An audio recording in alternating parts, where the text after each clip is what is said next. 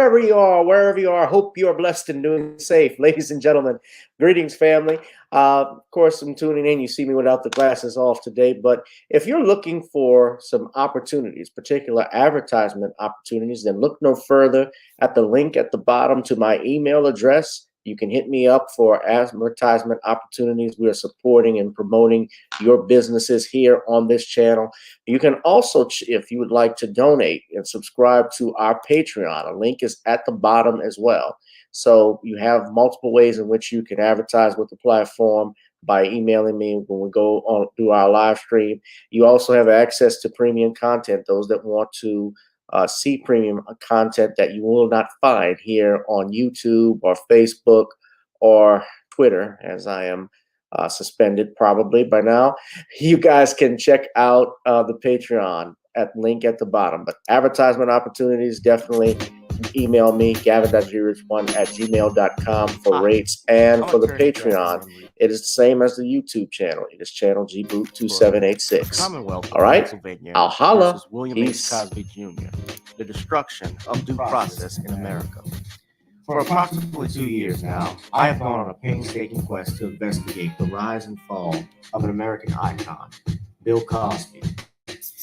In the mid-1980s, there was not a star that's high as Cosby. Advertisements with Coca-Cola, Jell-O, Kodak, along with the #1 television show for 5 straight years in a row. On Thursday nights, it was must-see TV on NBC. Cosby resurrected the genre of the traditional family sitcom that was once thought dead by television critics. He did this as a Black American with an all-Black cast and showed mainstream network executives in white America that it was possible to be successful without showing the worst in people. He also demonstrated the power that television had, as it can make younger people dream to be the best that they can be. However, like many celebrity stars, unfortunately, they all come crashing down, sometimes by their own fault, others not so much. In this book, I attempted to highlight certain things. We go in depth into both of his trials in 2017 and 2018, respectively. What if I told you that these criminal trials were politically motivated by an overzealous district attorney? Will you also be shocked to learn that attacks on Mr. Cosby did not start in 2014, but also in the 90s, not long after his attempted quest to purchase a major network? From where did all of these allegations of sexual misconduct come from? Were the accusers telling the truth? In the 2 years of research, with some help from others interested in learning the truth and facts about this case, we discussed both the legal reasons why his prosecution and trial were illegal, unwarranted, and also the possible personal motives as to why this may have occurred.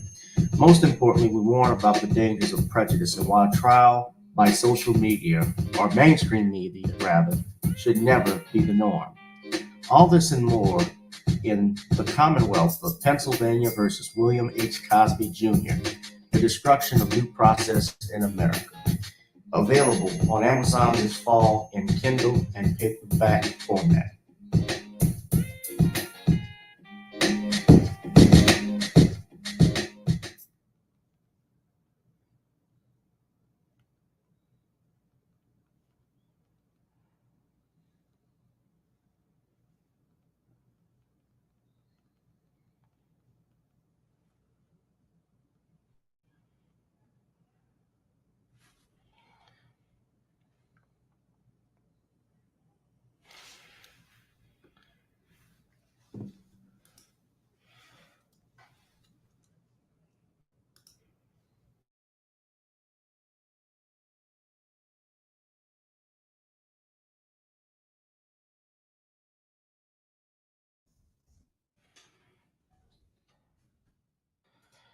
The place to be is right here with me. That it was the trailer for my latest book, The Commonwealth of Pennsylvania versus William H. Cosby Jr., The Destruction of Due Process in the United States.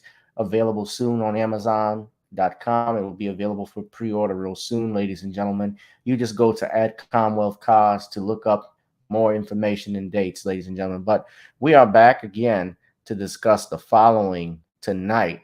And if you know, the place to be is right here with me. It is Random Topic Tuesdays, only on channel GBoot2786 via Facebook, also on Gavin Richard and Gavin Richard, our YouTube channel, and on GBoot2786 via Twitter. If you're watching through Periscope at Gavin Rich 2786. We shall describe the following tonight, ladies and gentlemen. Of course, we'll be talking about this since this is the breaking news. If you remember, on Monday it came out that it is confirmed now. It's not alleged, but it is confirmed that the SCOTUS opinion in a case recently before the Supreme Court will likely overturn Roe v. Wade. Also, we'll be discussing where did the leak come from. Chief Justice John Roberts has called for the Marshal of the Supreme Court to investigate the leak. And also, we'll be discussing the racial elements of this, because I want to know, especially with the impact this will be on Black Americans and also with the upcoming election, because a lot is going on now that we're seeing this come out with some of the things that people are saying. And of course, I'm going to be joined by some special guests, ladies and gentlemen. I will be joined by a man who has been on this show before. He's no stranger. His name is Reverend Clenard Childress of blackgenocide.org, blackgenocide.org. And also, this gentleman as well, Bishop Gerald Scott, who will be joining us as well. And we'll open up some phone lines a little bit later for those of you who are interested in commenting on this, whether you're against it or opposed to it, whether you're against it or you support it, rather, the overturning of Roe v. Wade. I'll be talking with you all to get your comments on that, ladies and gentlemen. In the meantime, hit that like, share, and subscribe button. We're going to pay some dues. Of course, as we start the channel, always, if you would like to support us, you can go and order some Nonnie's Creole seasoning blends, and you go to nonniescreoleblends.com. Try it on chicken, meat, or fish. Nonnie's goes great with every dish. Bishop was even telling me this morning how he still uses it on his food to this day since he's older. He uses it on his ribs, his steaks, his meats, everything. He enjoys it. So you'll enjoy some too if you do that. Also, you can support us, of course, by going to Patreon and get some content that is not here on YouTube. You can also advertise with us if you want to promote your business. We're about promoting Black-owned businesses. Please feel free to email me for rates that we can submit to you. That way we can advertise and promote your channel, ladies and gentlemen. Also, I need you all, if you would like, to please go to our music page and download songs such as Video Soul on Amazon, Spotify, and Apple. And of course, on iTunes, we also have our theme song, ladies and gentlemen, which has got to get on up now. Of course, before we get on down, it's time for us to go ahead and get on up. So let us go ahead and do that, and we will bring our guest in shortly.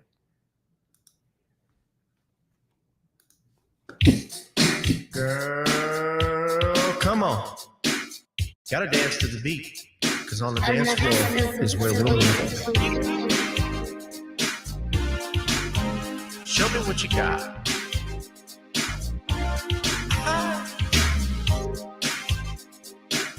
Gotta feel the groove. Feel the groove, get on the floor.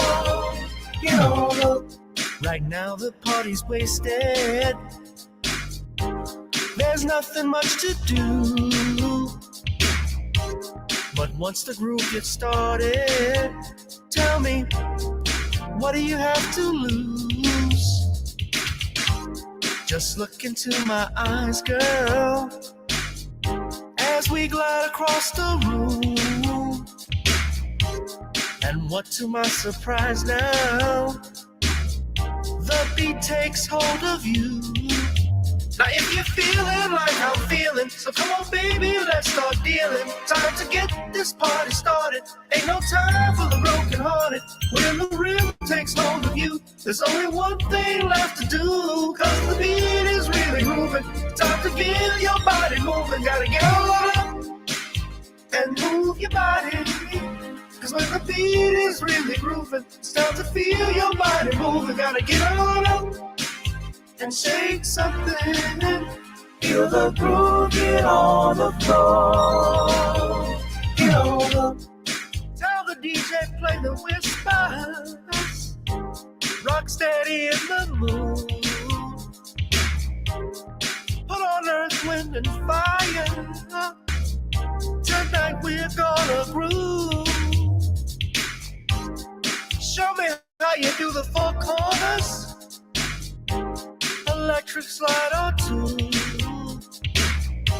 Hit the bus stop or do the bunny hop, baby.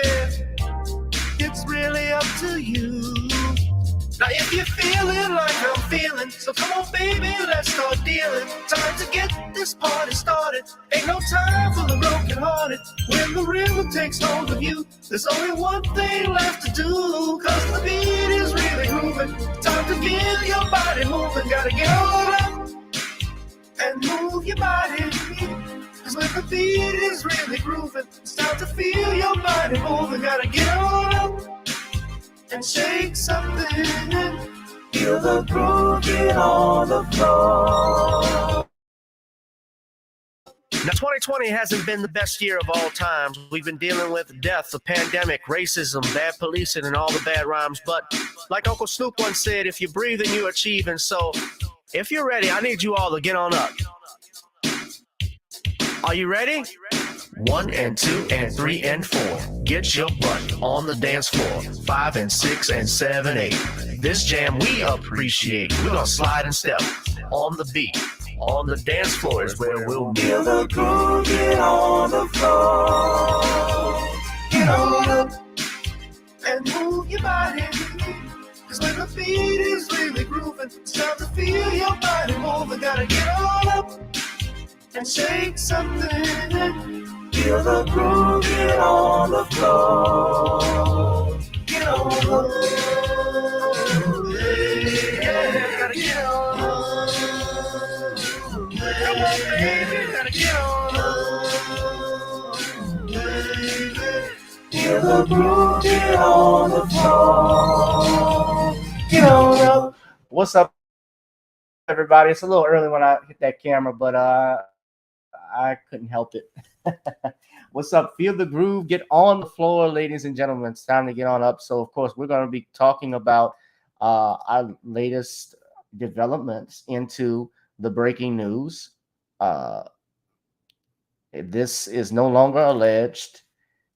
This is a leaked draft on the opinion of Roe v. Wade by SCOTUS. I got to say SCOTUS now because some people got confused when I put USSCA and they thought I was talking about the gun rights organization. And I specifically put 2 S's because it's USCCA and I didn't put USCCA, but I can see why people got confused. So I'm making sure I put SCOTUS here. And, you know, when I posted this announcement on my Facebook page, I was inundated all night with notifications with people with their different opinions. Of course, people that firmly and strongly believe in abortion. There are people who believe that it's a woman's right to choose. They are opposed to anybody trying to touch that decision and overturn it. On the flip side, there were also people who are strongly in support of overturning Roe v. Wade. And I'm going to have on some gentlemen who are obviously, I don't like saying anti-abortion because that denotes a negative. They are pro-life. You know, people can say pro-choice. They are pro-life. They prefer to be defined as pro-life. And I've had this gentleman on my channel before, Reverend Bernard Childress. He is the founder of blackgenocide.org. He's also a pastor out in New Jersey. So we're going to bring him on right now. And we're also going to bring in another friend of this channel. And I believe you know him as well, Bishop Reverend Childress, Bishop Gerald Scott. Gentlemen, good evening. Good to be here. Good to be here. Oh, thank you. Bishop Scott, how you doing? Your mic's muted, Bishop. Yes, good evening. Good evening. Thank you. I'm anticipating this great conversation with this fine pastor and my good friend Gavin. Thank you. I appreciate it. I want people, and I want this to, because I know there are going to be people who might get upset that I have people obviously who are pro-life on. What about people who are pro-choice? Well, I don't know too many people that are pro-choice that will come on here. However, I do have a phone line that I will open up later on. And anybody that is pro-choice, anybody that believes in again is not for overturning Roe v. Wade, you are happy to call into the show and talk. So I'll have that. I'll let you know when we'll go live for the phone lines as well. But thank you, God. I got an echo from you. I think that's you, Bishop. Oh, is it? Let me see. Yeah. Okay. I had heard an echo. Pastor Childress, how have you been? I haven't spoken to you in a long time. Oh, been awful busy. We moved our church to the center of Newark, so we're in the city now, and very much in the city. And it's these last 3 months, and it's been quite a challenge. But so happy for the move. We got to do some resurrecting physically as well as spiritually. So it's a challenge, and I'm ready for the challenge. In my older age, God decided to do this. It would have been nice if it was 20, 30 years ago, but he's doing it now. So I'm just going to roll with that. Right. I wanted to ask you, so when I saw this come down yesterday, this was in the evening time. I got a notification via LifeSite News and on my email because I'm subscribed to the New York Times. It was a breaking alert that the United States Supreme Court, in a draft opinion, voted to overturn Roe versus Wade. You, Pastor Childress, who have been involved in the pro-life movement, you have a website. Everybody can go there, blackgenocide.org. Pastor Childress was also featured in a documentary called Mafa 21, which talked about the racist history of Planned Parenthood and Margaret Sanger. And I believe, I'm not sure, that video is still available on YouTube. Do you know, Pastor? Is it still available online? Yes, that's available. And also PBS surprisingly did a fair documentary on the issue of abortion in the Black community also. So that's on YouTube. They tried to censor it a few times, but it's survived. And I'm grateful for those two presentations. Right. And Bishop Scott has a show on Wednesdays, a blog talk radio show called Real Talk with the G-Man, which starts at 5 p.m. Eastern. Am I right, Bishop? Bishop, you muted. No, it's at 6 o'clock p.m. Eastern Daylight Time. Okay. All right. So 5 o'clock my time. All right. Right. You're 5 o'clock my time, right? So, gentlemen, I'm going to ask you all, and before I ask you your opinions on this groundbreaking decision, let's see if we can play a little video from the news on earlier this morning, because of course this broke earlier, about the Supreme Court's decision to overturn Roe v. Wade. And of course, some people have literally lost their minds. People were I have people, there are people upset. So let's go to let's look at I haven't looked at any of these two, but let's go to ABC News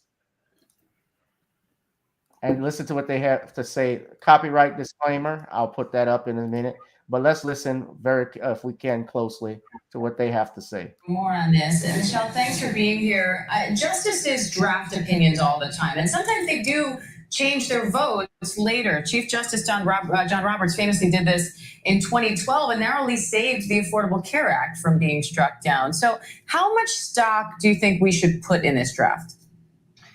First, thank you so much for having me on with you. And it is true that justices change votes after draft opinions are written. The drafts change. Sometimes the drafts become milder in their tone and language. Famously, a case, Buck v. Bell, which upheld compulsory sterilization of people who were poor in the United States.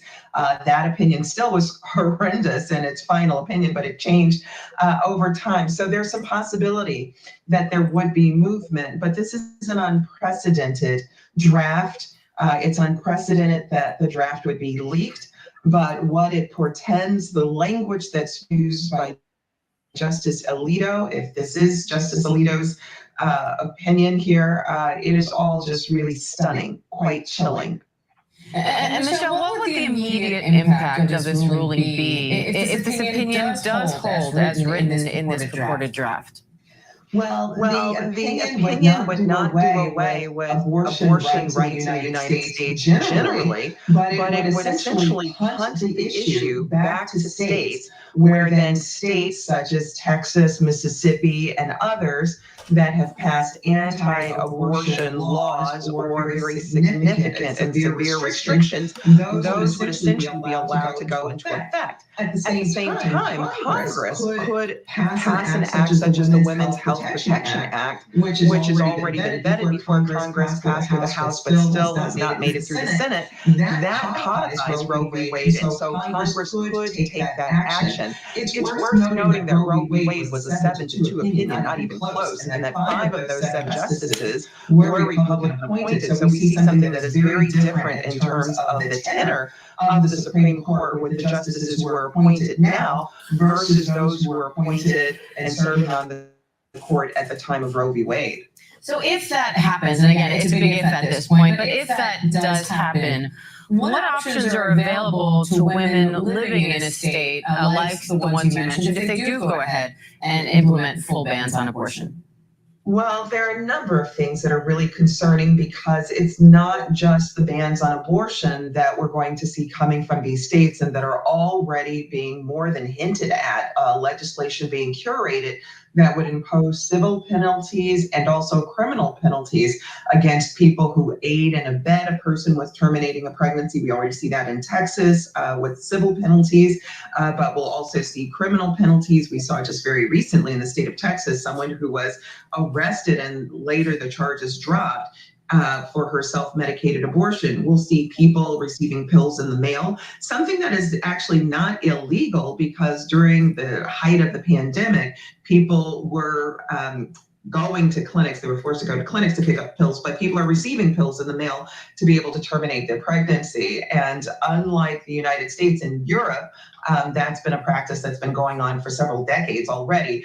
And there are going to be people who leave those states who come to places like California, Illinois, Colorado to be able to terminate a pregnancy. But that also means having the resources to be able to do so. So this is going to mean that poor women are shut out. And I hope we get to talk about maternal mortality and morbidity because the end result is staring us right in the face, and that are glaring results of maternal mortality and morbidity in the United States when people don't have access to the reproductive health care that they need and want.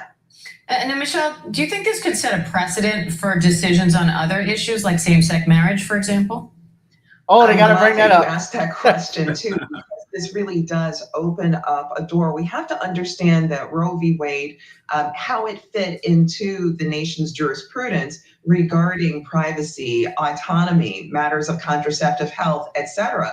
And yes, this certainly does open up the door. And in fact, we've already seen the Supreme Court hold this door ajar a bit in a prior case involving Justice Alito writing in the majority. It was a case called Hobby Lobby.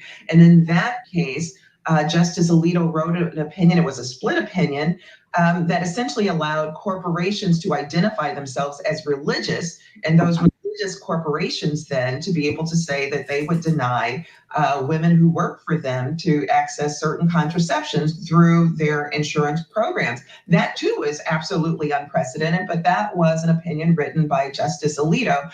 And so we've already heard that there's members of state legislatures that are ready to go after contraception as well. And Michelle, sadly, I'm out of time, but I just quickly want to get your take on the leak itself. You said this is unprecedented. What do you make of that?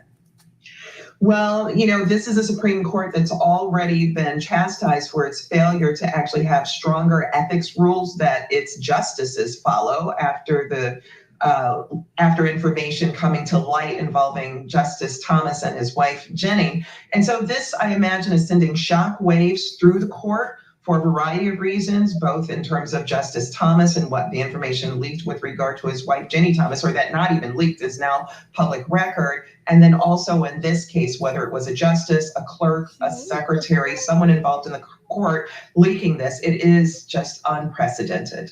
All right, Michelle Goodwin, great to have you. Thank you. Hi, everyone. George Stephanopoulos here. Thanks for checking out the Okay, I'm tired of that clip. But in regards to the leak, and I want to talk about that as well in a little bit. But before I get into the leak, I want to hear from the two gentlemen we have here, because when this story broke, Pastor Childress, you were the first person I thought of. Because I knew you were going to have an opinion. What are your thoughts about, even though it's a draft? Okay, I'm hearing an echo. Is that you, Bishop? Yeah. Okay, that's Bishop. All right. All right. What were your thoughts on this leaked draft that came out? It is a draft. It's not official as of yet, but by all intents and purposes, it looks like the United States Supreme Court is ready to overturn Roe v. Wade. Well, what you got a hold of, actually Politico got a hold of it. And so, of course, put it out, is when the person who was picked to do the summation after the vote, of the opinion of those who have consented, those who have voted to overturn. And, the vote was actually 3 months ago. Right, So, because it was in February. Right. This case is called, and let me, the Supreme Court case is called Dobbs versus Jackson Women's Health Organization. Right. Right. And to be honest with you, the spiritual side kind of plays in here, but I got it on tape, and I also have it in January. In January in San Francisco, I said that Roe versus Wade had been overturned, but we must pray for the process to remain overturned. Friday night at the New Jersey Right to Life banquet, I was asked to give the benediction, and that's on tape also. I said Roe versus Wade has already been overturned, but the fight now will be coming back to the states. It wasn't so much the endangering of the process. Certainly, I'm elated about it being overturned. I always felt that it was when the case got there. Remember, it's a Mississippi case. Martin Luther King said Mississippi would be an oasis of truth. He was speaking of the. Oh, really? Yes, he most certainly did. And no one alluded to in the Birmingham letter from a Birmingham jail, such as he did when he talked about the early church put away such evils as infanticide. Not to get all into that, it also lets me know we're nearing the end. The sons of former slaves will sit at the table of the sons of former slave owners in harmony. You will see it because he prophesied that. And I want to say the left, the Marxist globalists, are relentless in attacking the Judeo-Christian ethic and attacking even the high court. The lady they gave, and all praise, I'm glad that she's a commentator and all that. She didn't tell you what that leak actually means. It means that the Marxists, the globalists, are going to do whatever they can to put political pressure on the 5, probably, that said yes. This has never happened in 200 years. No, I want to talk about that leak in a little bit later, but okay. You're absolutely right. So, but yes, I'm elated, but it was kind of, with mixed emotions by the way it came out. They took away the excitement of, okay, someone running across the Supreme Court steps with the decision. They took away the moment, and it was wise. If I was fighting this movement, that would have been a wise thing to do, and didn't have any scruples. That would have been a wise thing to do. Have someone, probably Sotomayor, leaked it, and let's rain we on don't know that for the sure. It's alleged. I said probably. I didn't say she. I said probably. So, but we're in a culture war, a war against the sanctity of life. I'm surprised they touched the highest court with these shenanigans. Someone should go to jail. But go ahead. Right, and you read this decision. They say here, Roe was also egregiously wrong and deeply damaging. For reasons already explained, Roe's constitutional analysis was far outside the bounds of any reasonable interpretation of the various constitutional provisions to which it vaguely pointed. Roe was on Absolutely. a, Roe was on a collision course with the Constitution from the day it was decided. In case he perpetuated its errors, and the errors do not concern some arcane corner of the law of little importance to the American people. You know, something else is interesting too, Bishop. We're almost 50 years into the decision of Roe v. Wade as well. It was decided in 1973, and here we are, 2022.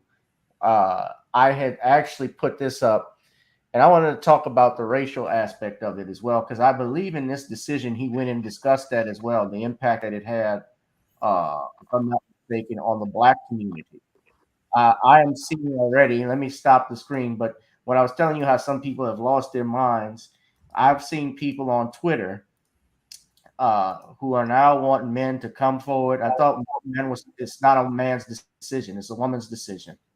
But you see tweets like this from Jamel Hill: a good day to remind the news media that they should talk to and platform Black and brown women when discussing abortion rights. And yes, this unfortunately needs to be said. Well, you know, Jamel Hill, she's been on that feminist train for a while. I mean, look, you said it's a woman's right. Why are we trying to bring men into this? Let's talk about news media. Let's talk about it. A good day to remind the news what coalition. I should correct myself. She doesn't mention men here, but that's probably the problem right there. We don't have men. You don't want men to talk about some of these things because you say man has no choice in it, or shouldn't be involved, even though it takes two to make one. My friend Sean James, he actually put this up. Sean actually said that Professor Blacktrue, before I go to Sean, he says the publication of the official Supreme Court ruling on this Roe v. Wade thing isn't or wasn't supposed to be until June. But seeing how the Dems are ready to go to war over this, like they did the LGBT studies in Florida and Texas's abortion bill, does give me something to say. Watch this space. And Sean wrote this. He said, Dems using the same trick manipulated California voters to stop Gavin Newsom's recall, getting women and simps emotional so they'll go to the polls and vote blue. This wasn't a leak. It was a Hail Mary. But here's something else that disturbed me. Now, Dr. Boyce Watkins was talking about this. Do you know this woman, or have heard of this woman? Her name is Amanda Duarte. Amanda Duarte is a writer for the New York Times. And when this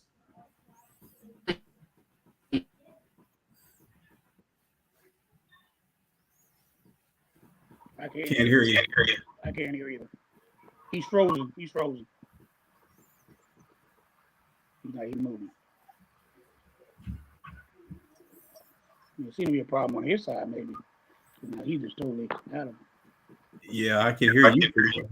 I can hear you well. But now he's totally frozen now.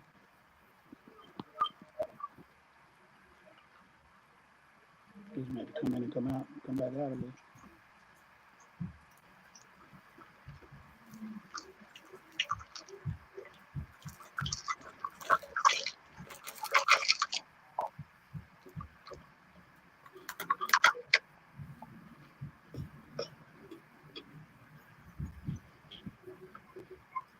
Now he's gone. Now he's gone. Now he's gone.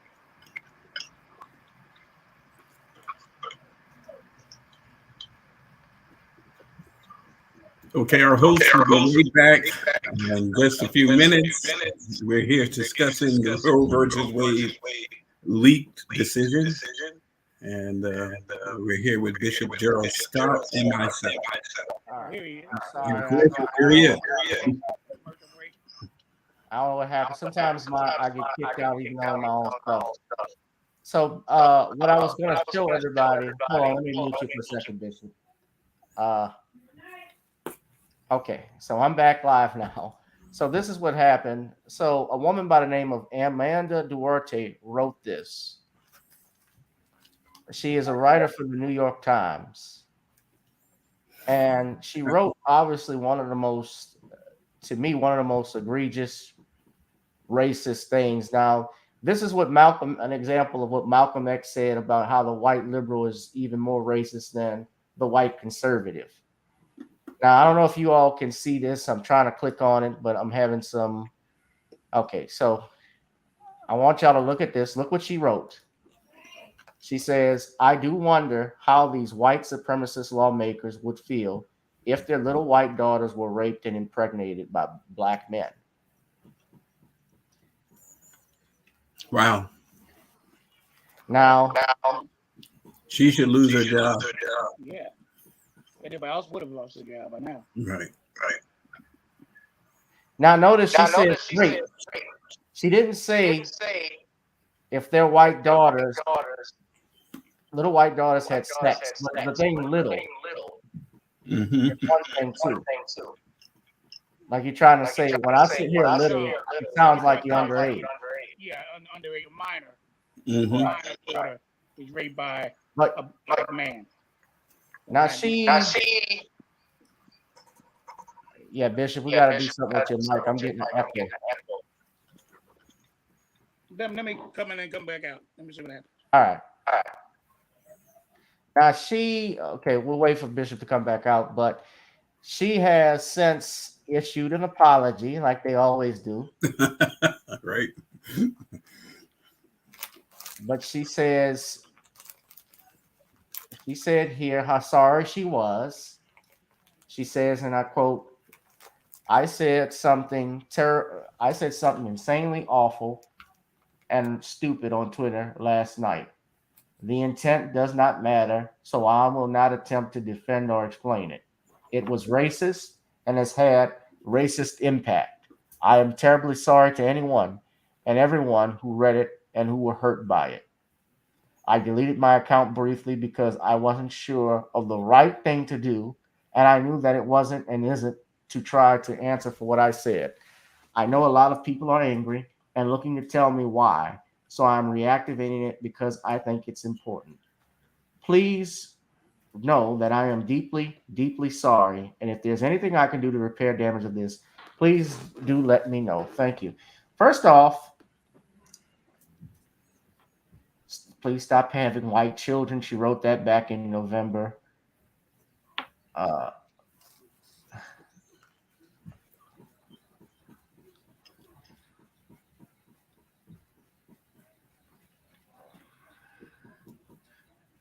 Jason Whitlock was responding to Raphael Warnock. As a pro-choice pastor, I've always believed that a patient's room is way too small for a woman, her doctor, and the United States government. I'll always fight to protect a woman's right to choose. You notice these black Democrats who, I got a better question, Reverend Warnock, Senator Warnock, what are you thinking about that your district in Atlanta where you have some of the worst, poorest homeless populations in this country? What are you doing to help them? Same thing in Los Angeles with Maxine Waters. Same thing even here in New Orleans. Troy Carter is the representative. They always want to fight for other people's rights, but they don't fight for their own. Don't fight in their communities to try and improve them. You getting on this they getting on this stuff here, and I get it. They're Dems, and they got to support this stuff because I think it was you, Pastor Childress, that told me that wasn't it Jesse Jackson? In order for him to get the Democratic nomination, he had to be pro-abortion. Is that right? That's absolutely true. He knows that, and it's sad. He once said abortion was black genocide. What happens to a mind of a person and the moral fabric of a nation that can abort a baby without a pang of conscience? Where will we be 20 years from today? Right. And the real question was, where would you be on the issue 20 years from the time you said it? And I also might add, he was probably the most eloquent speaker on life that I've heard to date.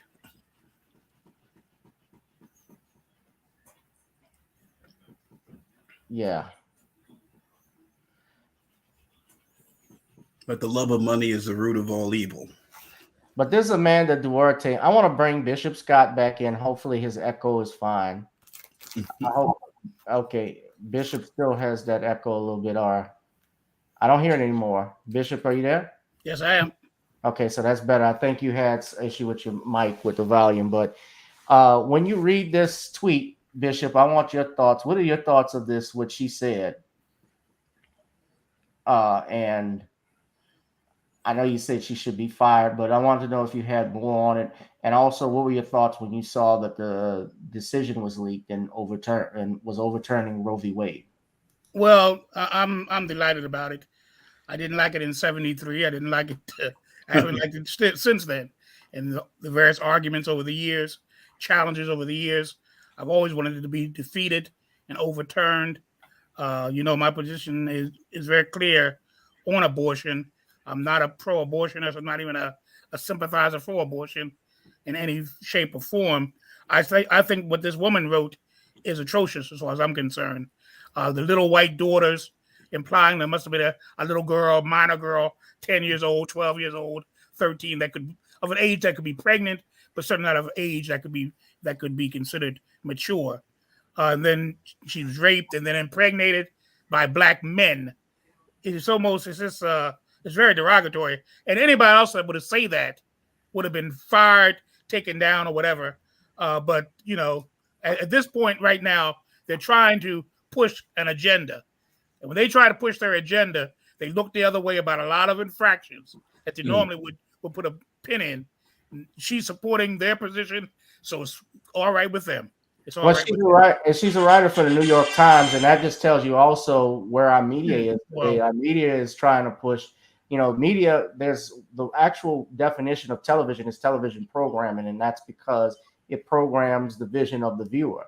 You're trying to indoctrinate them to believe something in particular, or align with a certain movement or sympathize with a certain party, like they've done in the last 40, 45 years with TV shows, for instance. I don't remember this, but this was before my time, but I know that the first show, I believe, to actually support abortion or do an abortion story on air was Maude. Yeah, That's right. Right. That's true. And one of I the remember that episode. Right. And one of the few shows that introduced a gay character was All in the Family. They had an episode called Cousin Liz, where Edith's cousin had died, and we found out that the person she was living with was her lover, a woman. And Archie obviously didn't like it, but he gave her a pass, and the woman hugged her, and he said, "Now, doesn't that get a rouse out of you?" So. And then they had another character there that was transgendered. Yeah. Remember the woman that eventually died, and Edith lost her faith in God and all of this type of thing because her friend died. Because he had kissed her, brought her back to life. She needed a CPR. Yes, right. And he kissed her. Found out later on that he kissed a man, and of course that was too much for Archie to take. So these issues have always, and this is back in the 70s, because that's when Archie Bunker. This is back in the early 1970s, right, when all of these things took place. So it was moving in that direction even back then. Mm-hmm. Of course, at our time, and Rev's time, Pastor's time, and my time, they would call pregnancy a woman in the family way. They wouldn't even use the word pregnancy. She'd be a woman in a family way. You see, expecting. Yeah, exactly. They didn't. Lucy didn't say that. Right. Yeah, right. But they had that even in the Jeffersons when George Jefferson found out that his Navy buddy was now a woman, and he freaked out. Mm-hmm. I remember an episode of Sanford and Son where they saw Lamont and Rollo going into a gay bar called the Gay Bar. I remember that one. Yeah, I remember that too. Yeah. And then he realized that it wasn't true. Then they saw Fred was spying on him, and then went into the gay blade himself. And Rollo thought he was. Yeah, it was all crazy. But back then, everybody knew. I think everybody knew it was a joke back then. But now when you look at it, you see they were trying to get you to Norman Lear. Yeah. That was the plan. Yeah, no, that's right. Right. Well, Norman Lear also, he was right. He is one of the most powerful television producers in the 70s. And those things desensitize people. You get people to laugh at it. It's a joke. It's funny. It desensitizes them to the reality of it all. And they do that deliberately. It's a process. It's a process. You don't just throw something controversial at people. You have to ease them into accepting it. And you do that by making it a joke, funny, something to laugh at, something not to take seriously. This is not serious. It's something to laugh at. And before you know it, the joke is on you. Yes. And your kids. And your kids and your children's children. Right. It's not just a TV show. It's not just entertainment. There's a movie behind it. No. Yeah. There's a thing behind it. Right. I personally think this woman should be fired. Amanda Duarte, for what she wrote. It was disgusting. It's like what Malcolm X said. It doesn't matter if it's left wing or right wing. It's all on the same bird. That's what I'm saying. This is white. That's my saying. This is white supremacy. What she said. Yes, it is. It is. It is racist. The movie Birth of a Nation that Woodrow Wilson, the Klan, showed in the White House. It's the same narrative. An aggressive black male going after a white young woman. I am shocked. I'm shocked that she sounds like an African American. It's like a demon is speaking through her, and more or less she is. But she looks like she's white though. Oh my God! Well then, wow. Wow, well there it is. That's even worse now. Yeah. It looked like she's a white woman. I thought she was an African American woman. I'm saying, those are narratives that were put out about us. Well, there it is, and she still has it. She still has what was entrenched back when was 1920. I mean, he thought it was the greatest movie of all time. Yeah. Oh, absolutely. He said it was like thunder riding in the sky. Mm-hmm. Right, and that actually increased the Klan. The Klan numbers. But let me talk about this though. Let me just discuss this part too. About the leakage that came out. As Sean stated, he called it wasn't a leak, it was a Hail Mary. Absolutely. And what you said, Pastor Childress, I have never heard in my time as a lawyer or even before that in any news story that when a Supreme Court case is being decided of it being leaked before the actual opinion is released to the public. They do their drafts, they do their vote, they vote on it, it circulates, they type it up. Of course, votes do change, but obviously if they voted 5-4, they made a decision on it. Mm-hmm. And why this was leaked, they're saying they want to investigate it. Someone close, this is my theory, it's a theory, but someone that works in the Supreme Court, whether it be a law clerk, whether it be a law clerk or the attorney there or whoever it was, someone that worked in there for SCOTUS, they leaked this. Mm-hmm. They deliberately. Set it out, and they did it deliberately, basically because they knew if this was made in June, because around June is when the Supreme Court decisions come out. Right. I remember when the Oberfeld decision came out, and I got a breaking alert on my phone, and you can watch on the news NBC doing a special about how same-sex marriage is now legal in the United States. Mm-hmm. And I remember that. And the month of June actually is Pride Month. So that's also a coincidence. It's not a coincidence that was put out there. But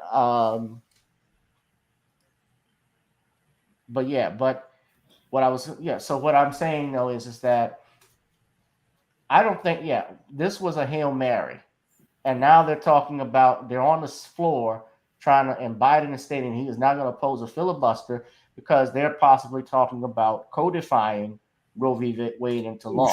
Sure. Which is what the next step would be, and they're doing it before the month of June. So, and remember, they do have the control of the Congress right now. Mm-hmm. They do have control of Congress, and they have the president to do it. And the president, who is Catholic, by the way, he is pro-abortion. He's pro-choice. So Butterflies wrote, I think men should have total control and prevent unwanted pregnancy with their own bodies. I think it's being somewhat sarcastic. That's sarcasm? Butterflies. Yes. You said abused or neglected children isn't good either. Jade Matthews wrote, good, murdering babies is not okay. Well, There's two conflicting opinions. I think. Yeah. That's conflicting opinions. But what she's saying is essentially that men should stay out of women's bodies in this because you should have control over unwanted pregnancies. Well, the woman has a choice whether for the men usually. I mean, you can't have it both ways. You can't have your cake and eat it too. What did Florida Evans say on her show? She said when James talking about the possibility of Thelma getting pregnant by this writer. No, JJ. Florida said, well, a man had to be somewhere in the neighborhood of what's happening. Right. No, it was JJ because they thought JJ had gotten his girlfriend pregnant. Right. Yeah. And they found out it was Thelma's book. And that's what, he's all upset now because it's his daughter and not his son. That's, how fathers are. We're more inclined with them daughters. We don't want them to be messed up. But she said a man had to be somewhere near the scene of the crime. And he is. He's somewhere near.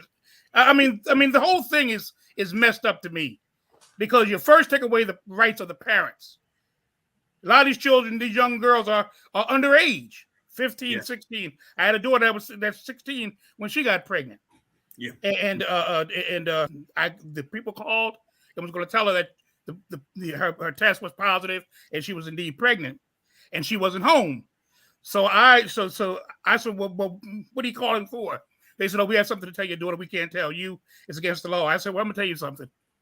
She's coming home to me. And whatever she comes home with, I'm going to have to take care of. So I would advise you to tell me what you were going to tell her, because in the end, it's going to be my responsibility to take care of her and whatever you're going to tell her. So they said, oh, okay. Well, to tell her that the test came out positive and she's going to have a baby. I said, thank you.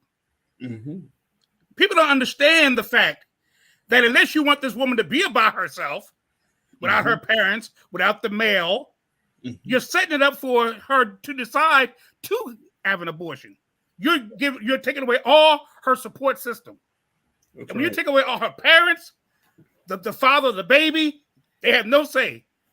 Then you're leaving it up to her solely to make the decision. And can a child at 15, 16, 20 or 21 years old make that decision for themselves, by themselves, about raising, first of all, having a child, and then raising a child?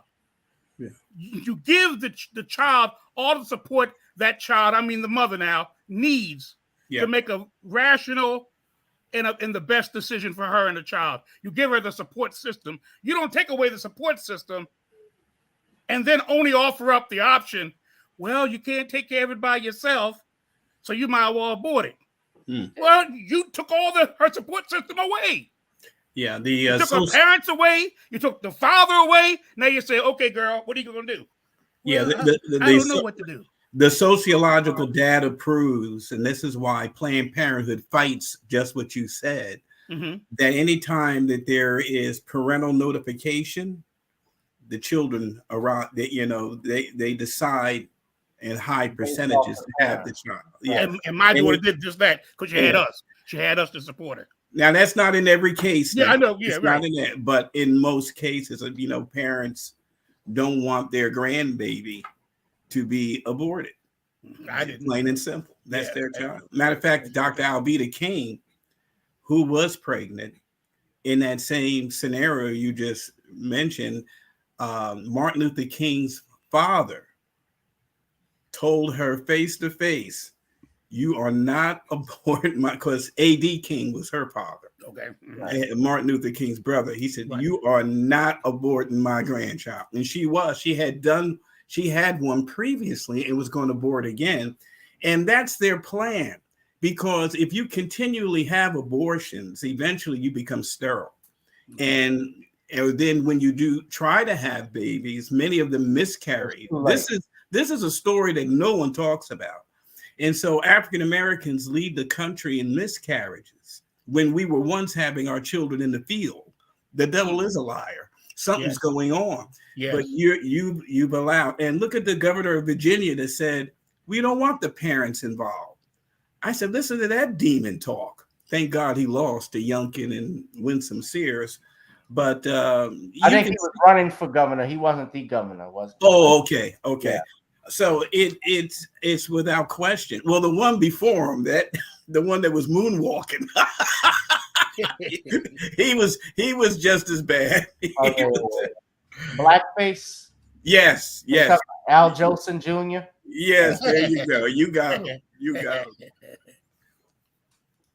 Yeah, spirit fingers.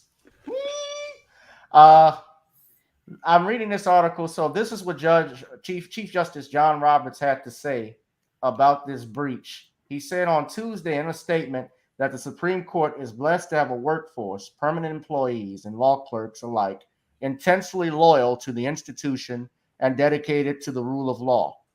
Those employees have an exemplary and important tradition of respecting the confidentiality of the judicial process and upholding the trust of the court.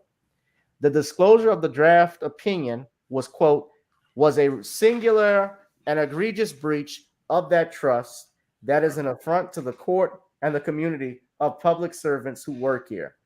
Roberts added that he had directed the marshal of the court to launch an investigation into the source of the leak, end quote.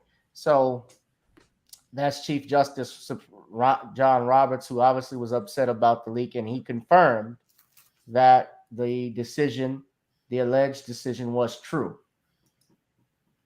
And you listen to what that lawyer who was on ABC News said earlier, that the black sister that was on there, who was talking, and they asked her, could this open potential doors? And one of the things I heard is people were complaining about how this could open up, the vote issues with voting rights, issues with bringing back Dred versus Homer versus Plessy and Dred versus Scott.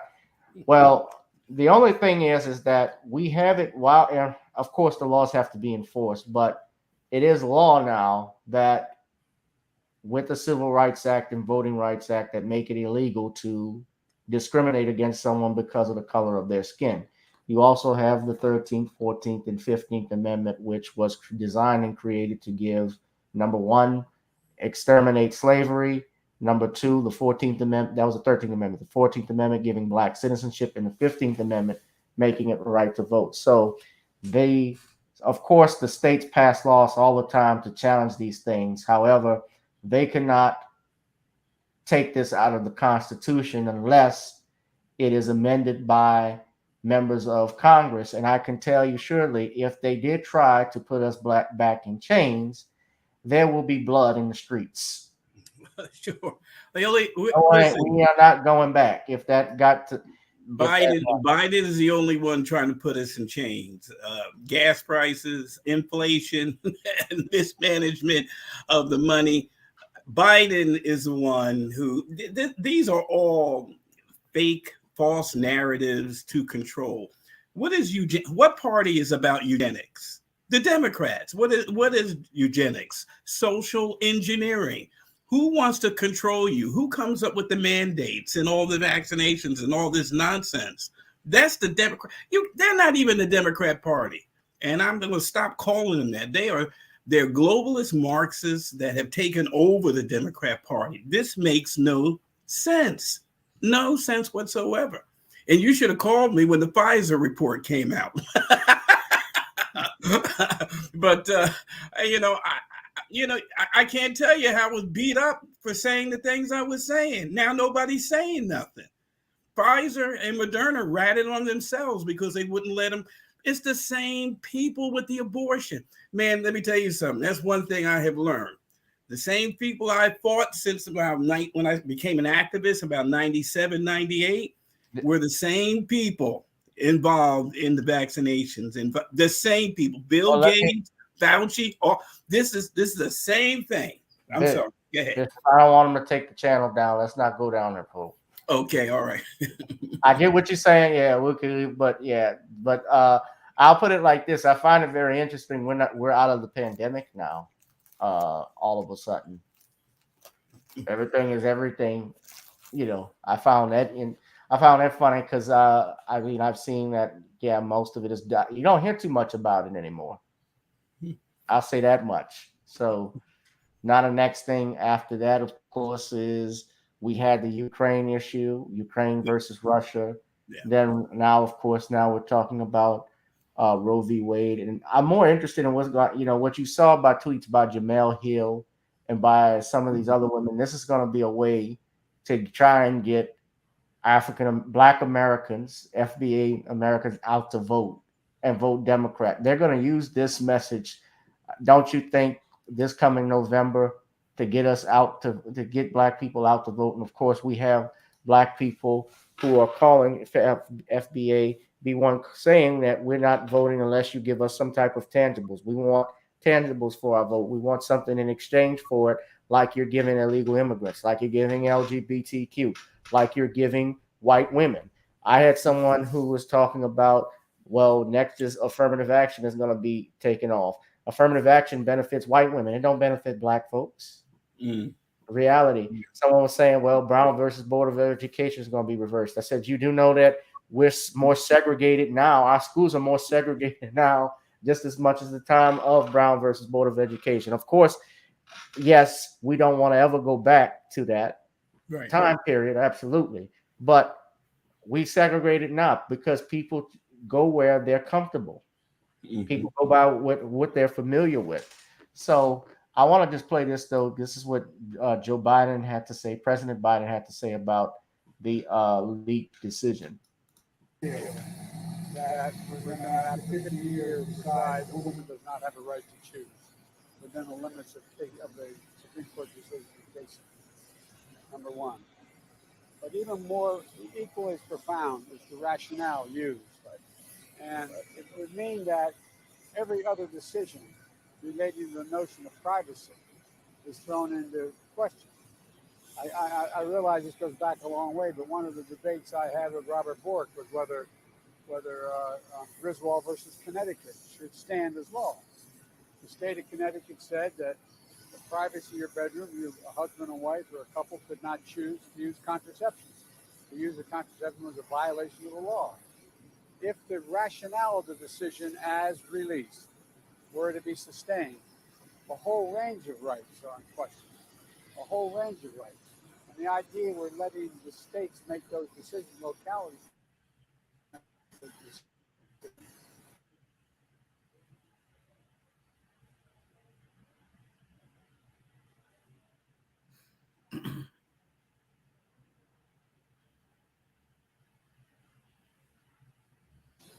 Goes to other basic rights, the right to marry, the right to determine a whole range of things. Because one of the issues that this court, many of the members of the court, a number of the members of the court, have not acknowledged is that there is a right to privacy in our Constitution. I strongly believe there is. I think the decision in Griswold was correct overruling it. I think the decision in Roe was correct because there's a right to privacy. There can be limitations on it, but it cannot be denied. Do you think that this leak has irreparably changed the court? We've never seen this happen before. Well, if this decision holds, it's really quite a radical decision. And again, the underlying premise, and again, I've not had a chance to thoroughly go into the report, the decision. But it basically says all the decisions related to your private life, who you marry, whether or not you decide to conceive a child or not, whether or not you can have how you raise a child. What does this do?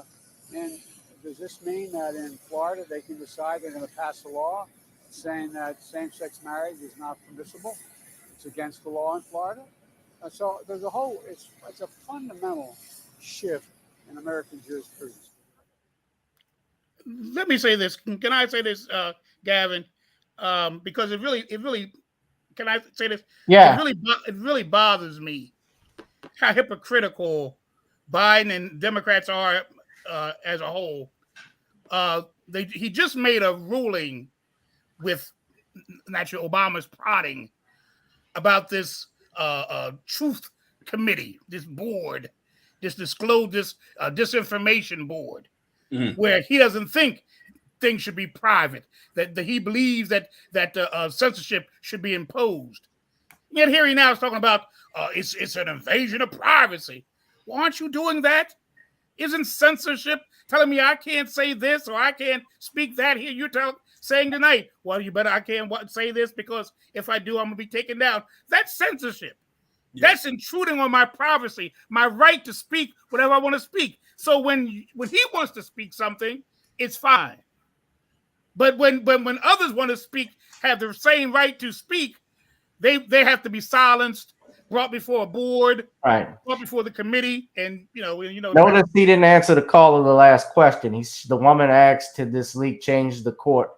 This basically the sanctity of the court, because we've never seen anything like this before." He didn't answer the question. He was going off about he always does. Yeah, what he always does. He sometimes, I remember one time somebody asked him a question about Iraq, and he walked off. What happened the time he asked him about reparations, and he went on to immigration? Right. By the way, speaking on that news, and I'm going to talk about that Thursday, a court in Tulsa, Oklahoma, where the Tulsa race riot started, the judge actually said the lawsuit could proceed. So they denied the motion to dismiss by the city of Tulsa. So that's actually some good news. Mm-hmm. Biden went there. President Biden went there last year and sat with those people out in those 3 victims of that race riot who were in their hundreds. And all they did was sing Negro spirituals and do Congo dances and stuff and never promised them any money. But here he's talking about giving $8 billion to Ukraine. Yeah.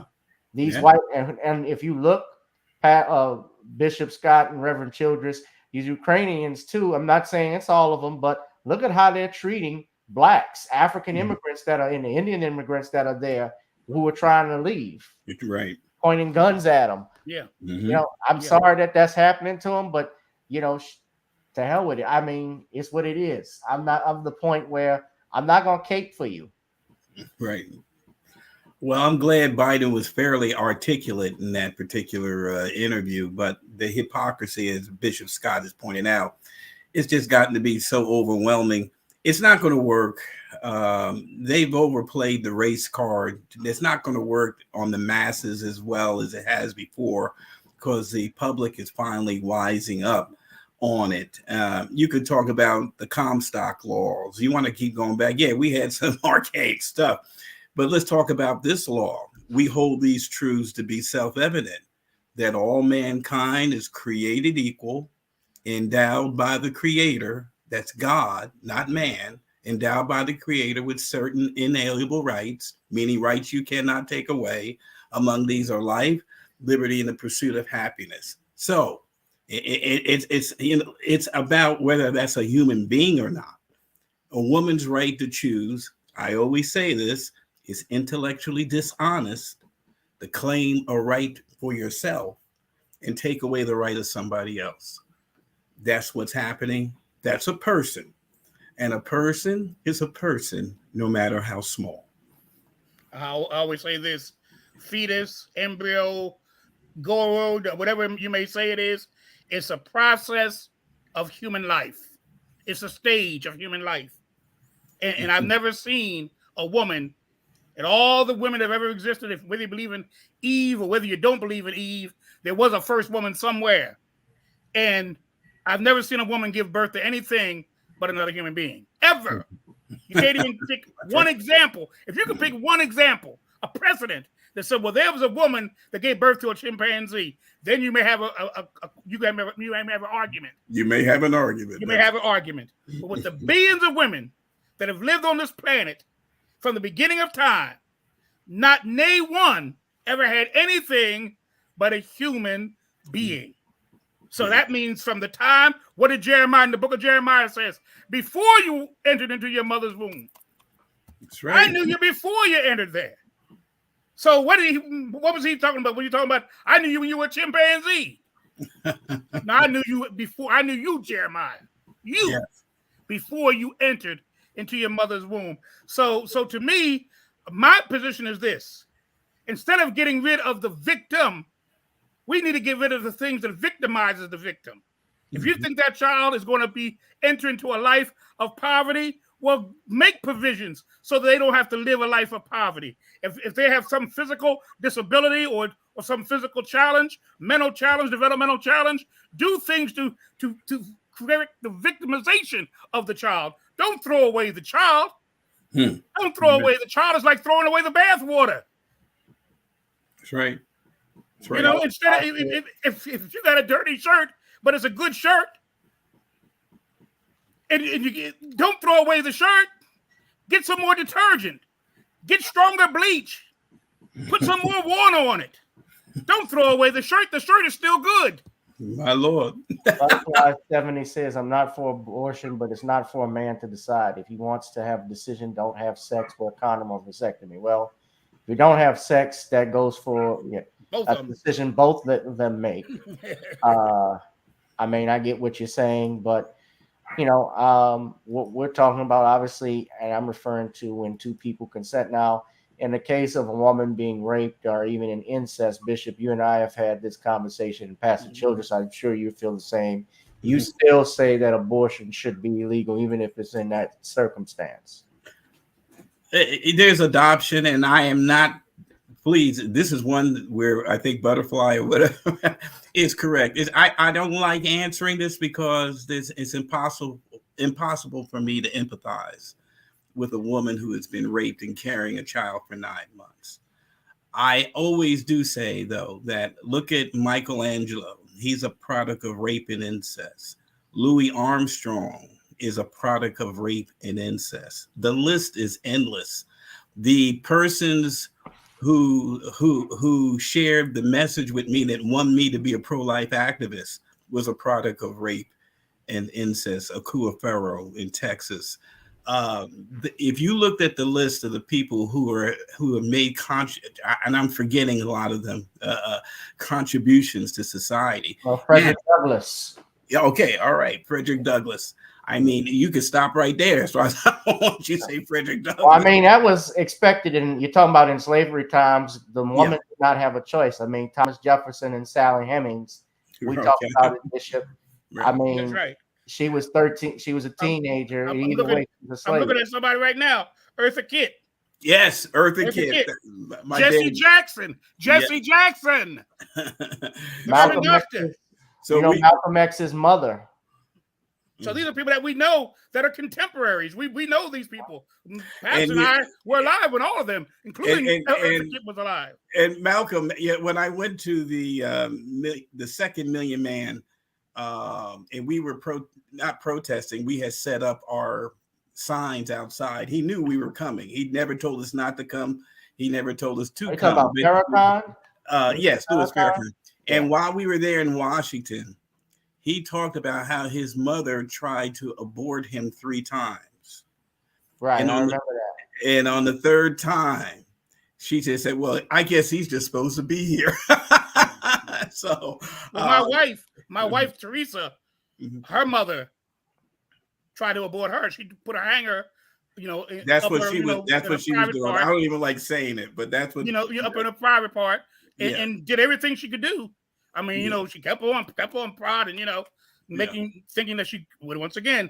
See, God's the final word in it all when it comes down to it. In cases like that, God's still the final word. Yes. And I have my wife will be 58 on Friday. Oh, God bless you. Happy birthday. Hello, happy birthday. I will get. But so I mean, look what she's had 3 children. She has 3 grandchildren. She married me. She helped me raise my daughter. I mean, the thing that she's done, she's a minister. She's helped people. She's been a school teacher. She's been an administrator. All of that would have been null and void, right, if her mother was successful. I believe some of her health issues are products of that attempt because she has stomach problems. She has things, being able to digest and all of that type of thing. That could have been a product of all of that prodding. But nevertheless, she had a valued life, and I thank God for Nell Carter is another one. Nell Carter, that's correct. Nell Carter. Yeah. Ethel Waters.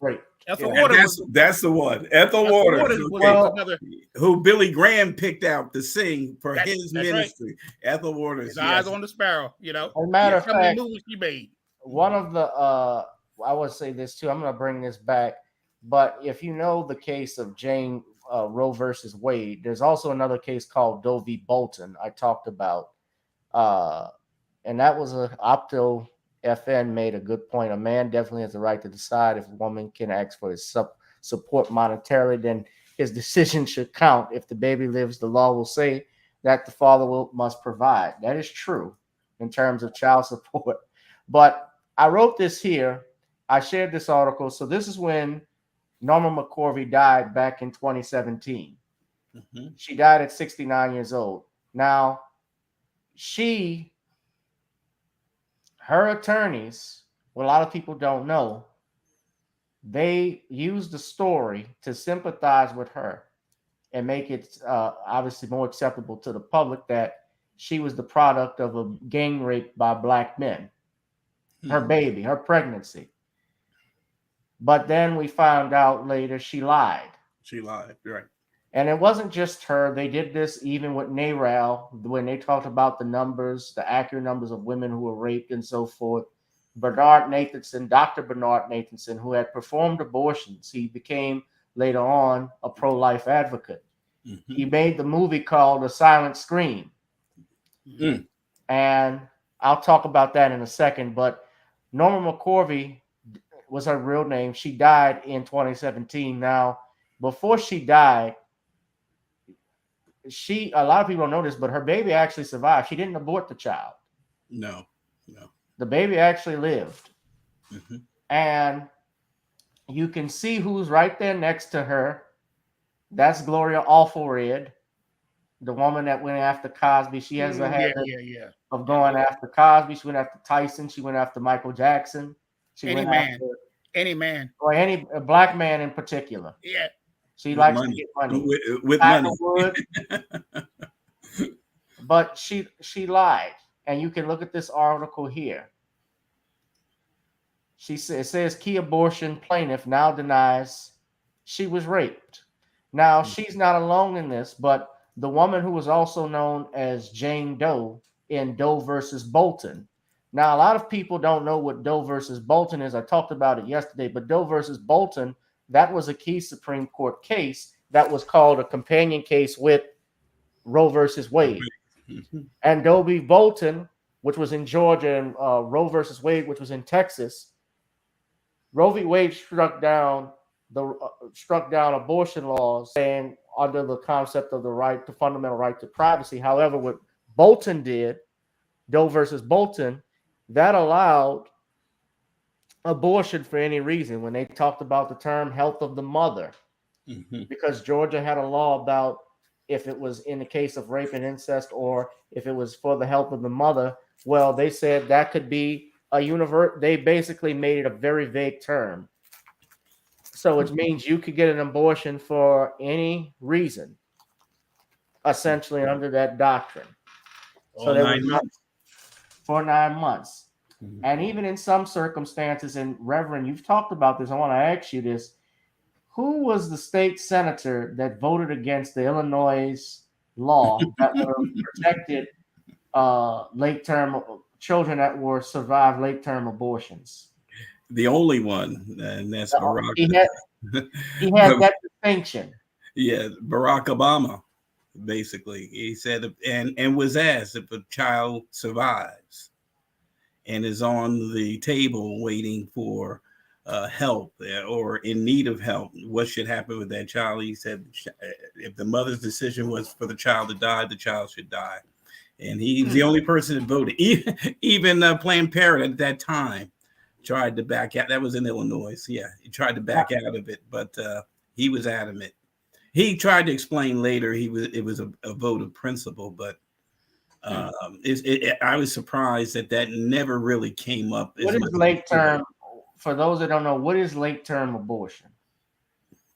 Well, for late-term abortion is any time prior to birth.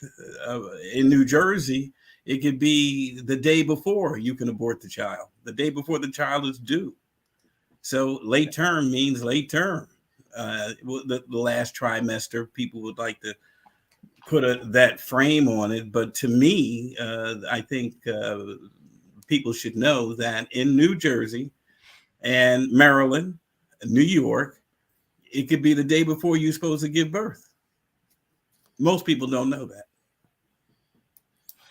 Right. And in fact, we set up in New York on the streets one time, and the young lady said to me, you shouldn't show that picture of an aborted child because everybody knows you can't have an abortion in New York after 3 months. I said, oh, really? Is that right? And the discussions, but we're hidden from the horror and the evil of abortion, but that is the law, and that's why these programs are important. Sure. Now I want you to look at this, and I'm going to open the phone lines up because I want people who do agree or disagree with overturning Roe v. Wade to call in. I'm not going to be upset or judge you or anything of that nature, but I like to have your opinion. And I'm putting a poll up right now. Should Roe v. Wade be overturned? Yes or no? Yesterday, I did this yesterday. I had majority yeses, about 89%. Now I'm going to put it up again. So I'm going to ask the community, should it be overturned? And we're going to look at the votes in a second. But I'm opening the phone lines in a minute. But this is the article here. Norman McCorvey, the Jane Roe and Roe v. Wade, came in an interview with the syndicated newspaper columnist Carl T. Rowan. And this is in 1987. The interview conducted in Dallas. She admitted that she had fabricated her account of being raped by 3 men and a woman in 1969 because she had hoped to circumvent a 100-year-old law in Texas that banned abortions when the woman's life was in danger. What I thought was love. Miss McCormick said that she had actually became pregnant through what I thought was love, and she decided to challenge the state law when her doctor told her that she could not legally have an abortion in Texas.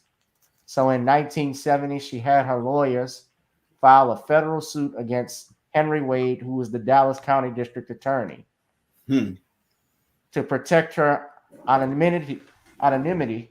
She identified herself as Jane Roe, and this decision was upheld by the Supreme Court, which legalized abortion on January 22nd, 1973, citing the 14th Amendment's privacy protections.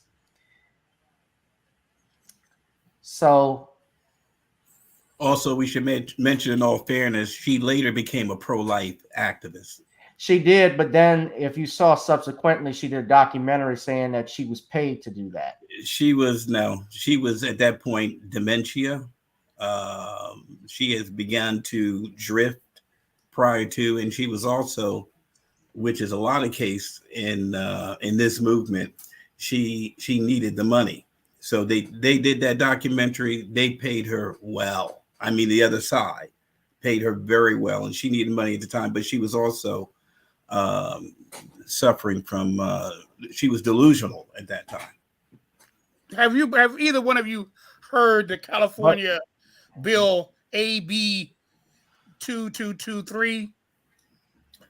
I don't know it by number, but I probably have heard what it wants to do. Yeah, it wants to allow for. I believe it's the same law in New Jersey under another number, but go ahead. It was called the Freedom of Production Act. That's what it was called here in New Jersey. I don't know what it's called out there. But. Well, it's set for April the 22nd, which was a few days ago, not long ago, that a child can actually be killed 7 days after its birth. Maryland has the same bill. Theirs is 28 days. Wow. 20 after birth. Mm-hmm. Wow. Right. Well, I'm looking at this. That's murder. I mean, the child's born now. The child's born. You're going to kill him? Right. So I got to point this out, though, to what you said, Reverend Childress. The documentary was called AKA Jane Roe. And she stated describing McCorvey's life and the financial incentives to change her views on abortion. And in an interview conducted for the film shortly before her death, in which she just referred to as her deathbed confession, McCorvey said her anti-abortion activism had all been an act, which she did because she was paid, stating she did not care whether a woman got an abortion. Quote, I was the big fish. I think it was a mutual thing. I took their money and they put me out in front of the cameras and tell me what to say. So I'm going through here. Robert Schneck, an evangelical pastor who worked with McCorvey, supported what was in the documentary. He acknowledged that his group had paid McCorvey to speak against abortion and stated, her name and photo would command some of the largest windfalls of dollars from my group and many others, but the money we gave her was modest. Yeah. So it said, according to tax documents, McCorvey received at least $450,000 from anti-abortion groups during her years as an activist. Schneck stated that he was surprised that McCorvey said that she was pro-choice, although he had said that he knew she harbored doubts about the pro-life message she was telegraphing. Now, who was the name of that person? The pastor, Robert Schneck. Okay, he was on the peripheral, and I'm not going to denounce, or you don't have to, in other words, he can't hear him. Flip Benham was the person who went to her, she converted. Then when she, now the financial side of this does play a role. And I'm not saying everything she said. She was delusional. I know a person who worked with her. His name is, he doesn't mind, Hector Ferreira. You can have him. He traveled with her wherever she went. She said she was getting kind of flaky towards the end. But Flip Benham, who is an evangelical, converted her to Christianity. Then she went into the Catholic community. Right. And she died a Catholic, apparently. Right. And yes, there's a far more better cash flow amongst the Catholics for this work. Of course, we do. But she was, I mean, that was she was very effective. Well, let me write what Pastor Father Provone wrote. He later wrote, so abortion supporters are claiming Norma McCorvey, the Jane Roe of Roe versus Wade, wasn't sincere in her conversion. He says she was.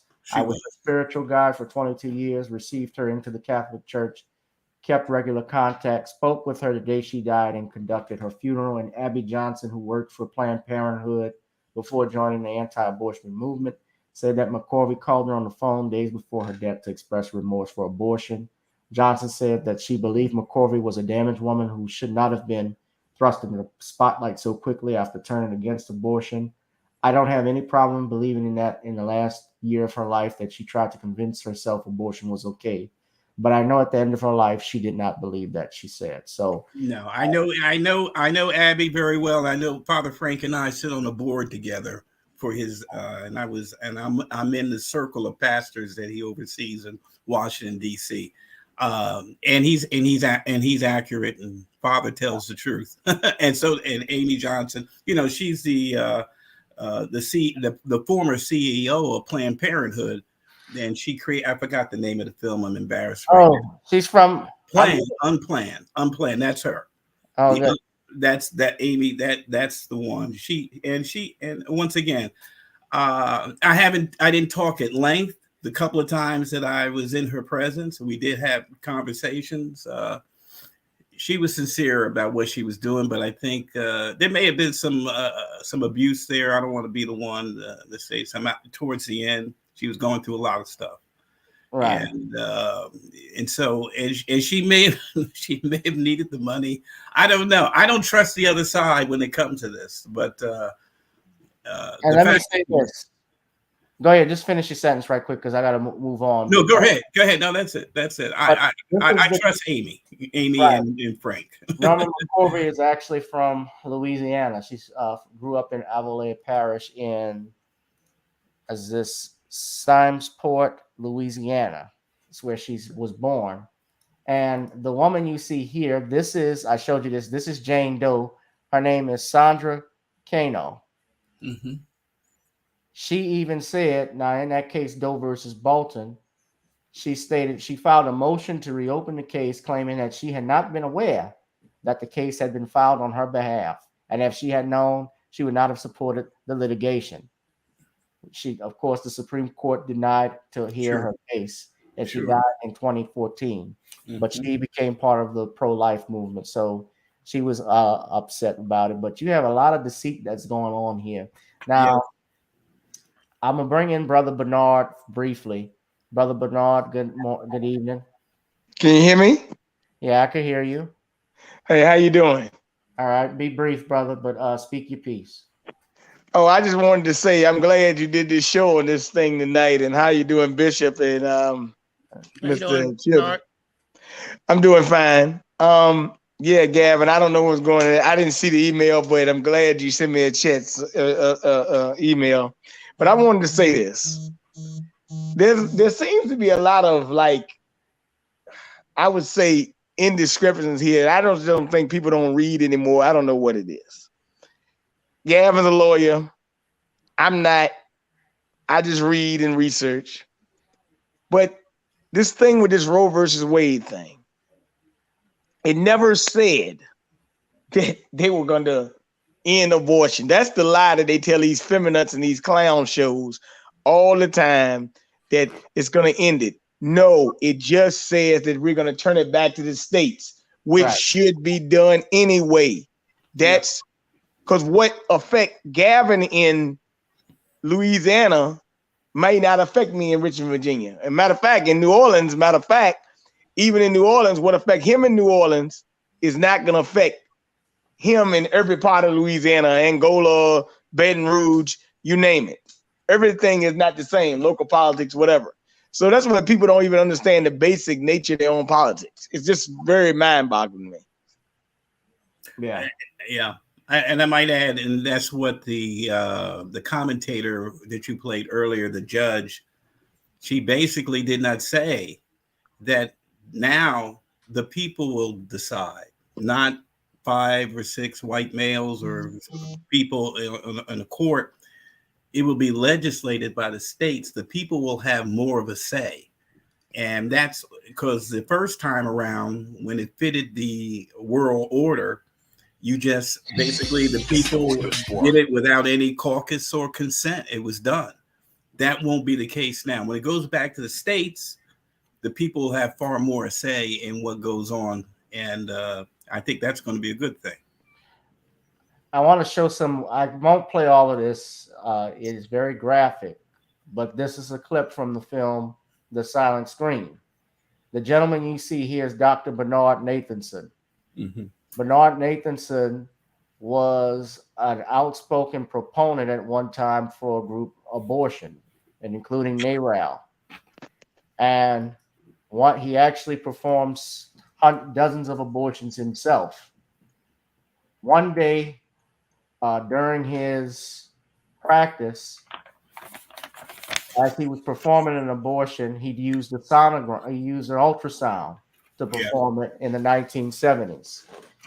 And he had the chance to observe a real-time abortion, and it changed his mind. He's often quoted as saying that abortion is the most atrocious Holocaust in the history of the United States. He wrote a book called Aborting America, in which he discussed what he called the dishonest beginnings of the abortion movement.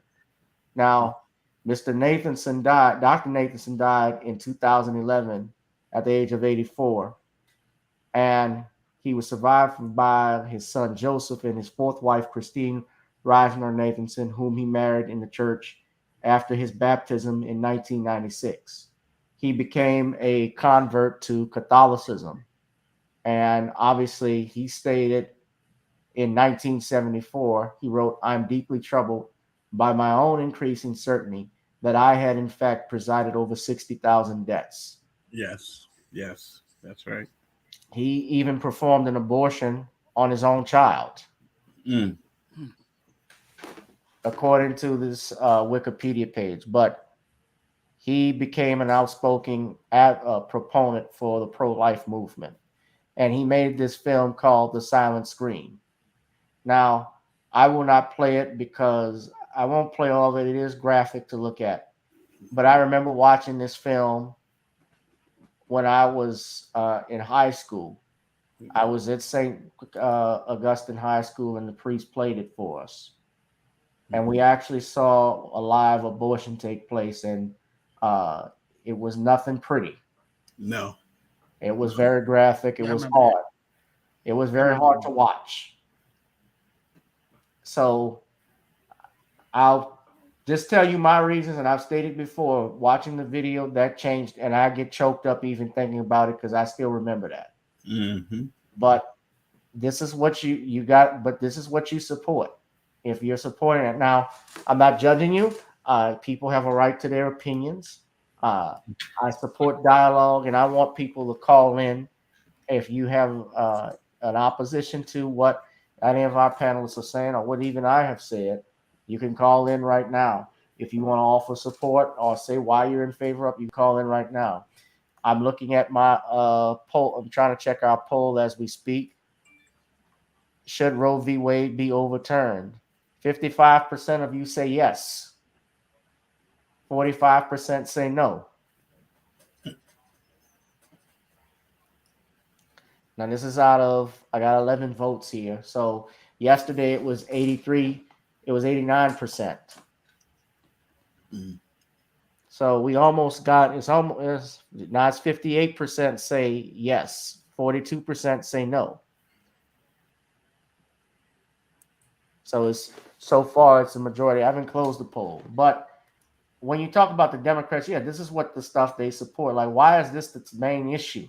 We look at Planned Parenthood, where they're located, their facilities located in urban and minority neighborhoods. I don't think that's a coincidence, and especially if you look at Margaret Sanger and the things that she said. I showed this on yesterday, but I want you to look at this right here. When she went to England, I'm going to play it again for everybody. What she was quoted in saying right here. I'm going to play it again. Hold on. I have the video here.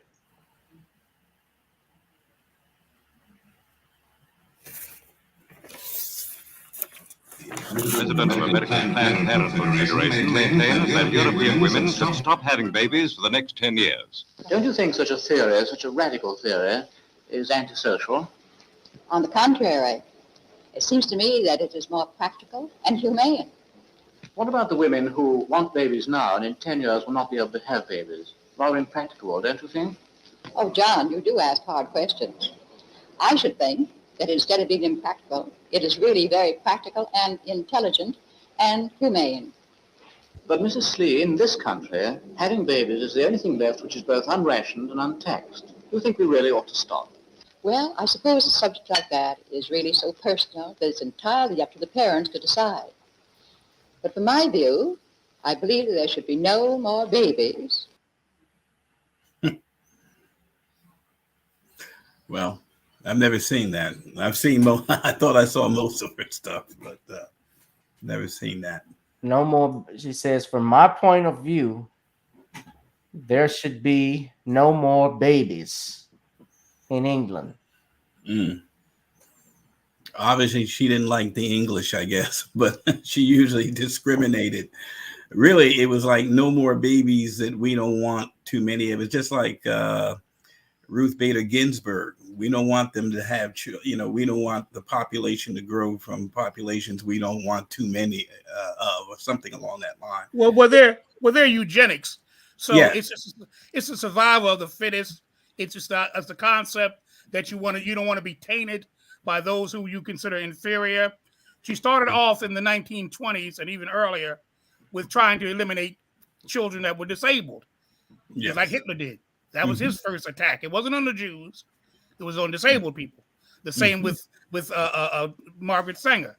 She started with those who were disabled. She called them feeble, simple-minded, imbeciles. She said the greatest sin. Mike Wallace asked her. About Mike Wallace. Yeah, Mike Wallace asked her in 1950, "What is the greatest sin?" She said, "It's a parent who allows a disabled child to live. That's the greatest sin of all." Then she went on and she got the support of black pastors to eliminate poor black women's children. black women who were poor and their children. She said she kind of duped them into it. But she said she said in her literature that they wouldn't believe her. Right. They would certainly accept the pastor's suggestion. The colored minister. Yes. Exactly. So she's diabolical. She was diabolical in my mind. And very much so. Planned Parenthood acknowledged her racist legacy. They had to come out and acknowledge some things. Well, I know Hillary Clinton during her campaign in 2016 called her the hero of all feminists. That's what she called her on the platform of the Democratic National Convention. That's what she said. And that's just 6 years ago. She said 6 years ago there was no greater hero of the feminist movement than Margaret Sanger. Yeah, she did. She did praise her. And remember, even Barack Obama, he was, I believe, Parenthood was one of his biggest providers on his campaign, one of his biggest financial supporters. He stated that he didn't want his daughters to be punished with the baby. So he's obviously saying he's okay with killing his grandkids. One of the few parents. Yeah. We want to take some calls. Somebody call in right now. What do you think? Yeah, Margaret Sanger was a Nazi sympathizer. What, Tyree, you had asked earlier what that decision could do in Dobbs versus Jackson Women's Health Organization. Yes, overturning Roe v. Wade would mean that Roe v. Wade, it doesn't necessarily mean abortions cannot happen, but it means that it's decided by the states. And in 29 states, I believe they have laws against abortion, even here in my home state of Louisiana. Governor John Bell Edwards, who is a Democrat, he is pro-life. He has been adamant in saying that. Of course, there are a lot of people who don't support that. They can still consider it invasion of my body, invasion of privacy. You guys, one of the arguments I hear too, and I want to know how you counter this, or what do you do, Reverend, when people say, well, you don't care about, you talking about the mother who, you can't have a baby growing up in poverty, but when you want to support the baby before it's born, you don't want to support it afterwards. Well, indeed, unquestionably, that's more of an indictment against the church than the pro-lifers. But some of the most benevolent, caring, and willing to make sacrifices for children have been pro-lifers. And their stories aren't ever told of them opening up their homes, providing for mothers. I don't think, indeed, you can make that as an argument, but the selfishness, I mean, you can carry the child full term and give the child up for adoption. Why would you want to kill the child when you know it's a baby? And I have an issue with that. But a lot of it is simply because they don't want their lives to be disturbed. So there is care. There is people who will take your child. And I would say this, I'm not happy about that, because right now, people like Catholic Charities and other groups, I personally do not believe in homosexual or homosexual lifestyle. I would not want a homosexual to adopt my daughter's baby. Okay, I just would not. I think that is something that would disturb me greatly, but I would not want the child to be killed either. So, we have problems, and ending abortion does not end the problems in the Black community. Okay, no, it doesn't. Right. but we do say it is a major problem because of the consciousness. The sanctity of life is the first building block of any society, and ours is totally corroded and jaded. We have to repent from that in order to have any hope of any harmony in any brotherhood. The callousness of people is basically due to how we treat our own. I mean, you live in a society where a mother or a person can determine whether your worth is prior to birth. And then, that sends messages to the mind that it's really more about me and what I think of you, instead of the intrinsic value that there's a God that counts you as precious, a God that counts you as worthy to live. And can I just add this one point? And you're absolutely right. You know that our people, you almost reap what you sow too. You know that's a biblical saying. Right now we are a minority that's been outnumbered for many a year. We were number 2 in numbers. We're number 5 in terms of stature. You know, in terms of being considered for this or that, we're at the bottom of the heap of that. But we were always number 2 in terms of our numbers until very recently. Now, Latinos, what did Biden say to those quote unquote black leaders? And I use it very, very loosely. That by 2040, don't come to us, meaning white folk. You go to the Latinos because he said because there already are more of them than you now. So by this time, they're going to be. Still got people that support it. Let me just say this one point. I didn't know he said that. I didn't even know he said that. Let me make this one final point. The point I was trying to make is this. Oh, geez. How many millions of babies have we killed that would have balanced the thing? Yes. We would have stayed number 2, maybe even got to be number 1 ultimately. But because we killed so many of our own folk, you can't do wrong and expect something right to come out of it. Right. By killing our own babies, we reduced our numbers, and now we're still 13%. If you would have added those 60 million people on to the roll, we would be in competition not with the Latinos, we'd be in a competition with the white dominants in terms of numbers. But of course, you know. Right, and the statistics show that even though we make up 13% of the population, in 2012, the United States Center for Disease said that Black women account for 35% of the abortions in the United States, which Pastor Childress, when I've had you come on, I gave you a promotion for a second. Well, I lay my hands on him. I'm a bishop. I can install it to the bishop. That means what that means is essentially you stated that we're not reproducing at levels like our other groups, so we're actually decreasing. Yeah, we're beneath the replacement level. You need 2.2 in order to replace the present population. I think you're right about that. 1.93. I think it's 1.94 we're at. We're beneath it.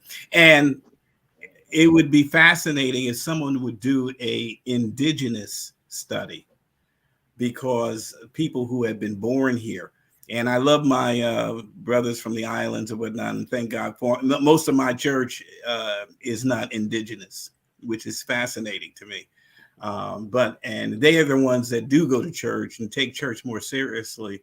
But it'd be interesting to see the indigenous numbers basically when it comes to abortion. And I'm grateful. I'm grateful that we're beginning to wake up a little bit on this, and the message is getting out more past. Did you know 80 African Americans are running for Congress as Republicans? 80 across the country.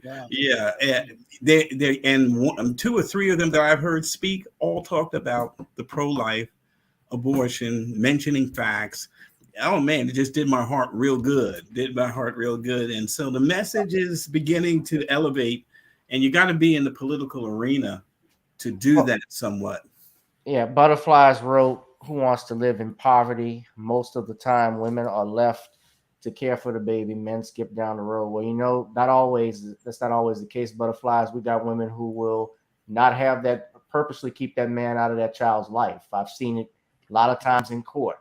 Right. Well, you have fathers who are working 1 or 2 jobs, and their mother is, because she's upset that they broke up, is refusing to even let him see them, or trying to get more and more child support out of him. Yeah. So that goes both ways. Yeah. You know, she says it's easy to be sitting on one side saying keep your baby when you're not responsible to care for a baby. Well, it also goes beyond care. It's a human being. It's a person that deserves the right to pursue happiness. Pursue means you might not have it. If I'm chasing happiness, it may be that I wasn't born in happiness. You can't take off my right to pursue happiness. That's what the Declaration of Independence says. And I understand what you're saying. Don't get me wrong. God started off with one man and one woman and expected them to, he said the man should cleave unto his wife and the two shall be one flesh. Well, we gotten away from that, and there's a penalty for that. Yeah. I want Butterflies to call in because she seems to be we'll be respectful to you. Yeah. But call in because look, when you say, and then when you talk about poverty, look, all of us at some point grew up in poverty back in the day. We have family members that their father worked 2 jobs, but had 8 or 9 children in the house. And God knows how those kids were fed. Look at the Jacksons. Look at Joe Jackson.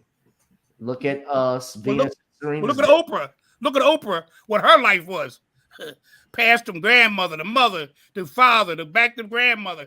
Poverty, born in Mississippi, the poorest state in the Union. Yes. Look at her life. I mean, if you want to look at a life that should have been chalked off as being pregnant as a teenager. Look at her life. But she rose above her condition and her situation. This woman on fire, man. Huh? This woman on fire. I just happened to see her comments. Yeah.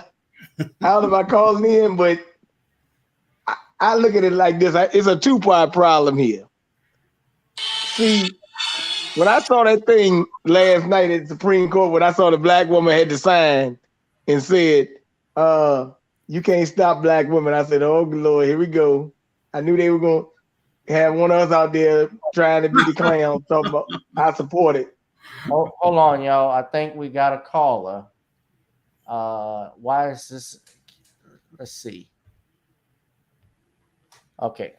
Caller, try and call in again. I see it was calling through the Google Voice. Try and call in again. 504-656-6760. I want to call back in.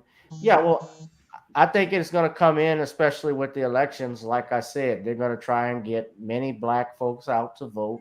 A lot of us are sitting at home because I've noticed something that the Democratic Party has been imploding. You see, I'm actually registered as a Democrat, but the stuff that they have been putting out and supporting, let's even take this off the table.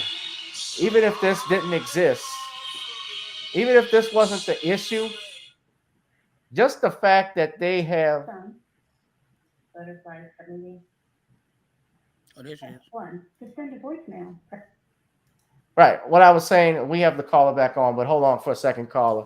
Even though the stuff that they're just supporting now, let's take abortion, let's take gay marriage, let's take transgenderism, all of that off the table. It's not even about that for me. It's the fact that you guys are supporting other groups of people, not in the United States. You're elected members of Congress to the United States government as to members of the community. And you're not helping out the people who put you in office. That's what I'm looking at. That's what upsets me. I mean, why are we giving $8 billion to foreign countries? Oh, it's more than that, I think. Yeah. Yeah, it's $33 billion. $33 billion we just released to the Ukraine. Okay, we got on Butterfly 70. She calls in. Butterfly 70, are you there? Yes, I am, and I have allergies, so excuse me. Okay, no problem, dear. Good evening to you. I love dialogue. I love to have people have a difference in opinion come in. So why don't you speak your piece, dear? Well, I basically just feel like that a woman has to be the main, well, she's usually the main one that's taking care of the child in most situations. That's all I'm saying. And I don't think it's fair for men to make a decision for a woman who doesn't necessarily want to devote her 18 years of her life to a child. I mean, that's prevent her from going to college, or getting some type of trade, making better situations for her and her child. And men don't look at it that way. They just look at it like, she's a woman, she should do this, and that's it. But they don't look at 9 times out of 10, if that man isn't in love with that woman and he doesn't want to be bothered with that woman, I mean, nowadays, I mean, most men are not going to take the accountability of even raising that child. So it's 9 times out of 10 that woman is taking care of that child: daycare, medical care, housing, clothing, food. You know what I mean? And also taking for college, and all of that is on her. Well, look, I'm a strongly, I'm a So dis. that's a lot to deal with, and I think also Wait, hold up a men should second. also, if they feel a certain kind of way that a woman shouldn't be aborting her child, then I think there should be preventative measures. Well, let me stop you. Before they even have sex. Well, let me stop you because you said something that I do have to say. Well, you said that men don't want. Did you? I want to understand you carefully, but you made a comment about how men are not looking into this both ways and how men often aren't involved in their children's lives. Did I catch that correctly? They're not often. I mean, I'm just looking at things. You said they're not all, I'm but looking at 20 years. but that's a very broad definition. But wait, let me finish, please. That's a very broad definition to say that, because that's a very broad statement to say, because statistically there are actually a lot of men who are actively involved, single fathers who are involved in their children's lives, black men in particular. Well, let me say this. Can you hear me? Let me say this. As this is Bishop Scott, I raised my daughter not only during our marriage, but once we, but can you hear? Can you hear me? Sorry. Hold on a second. I'm sorry. Can you hear me?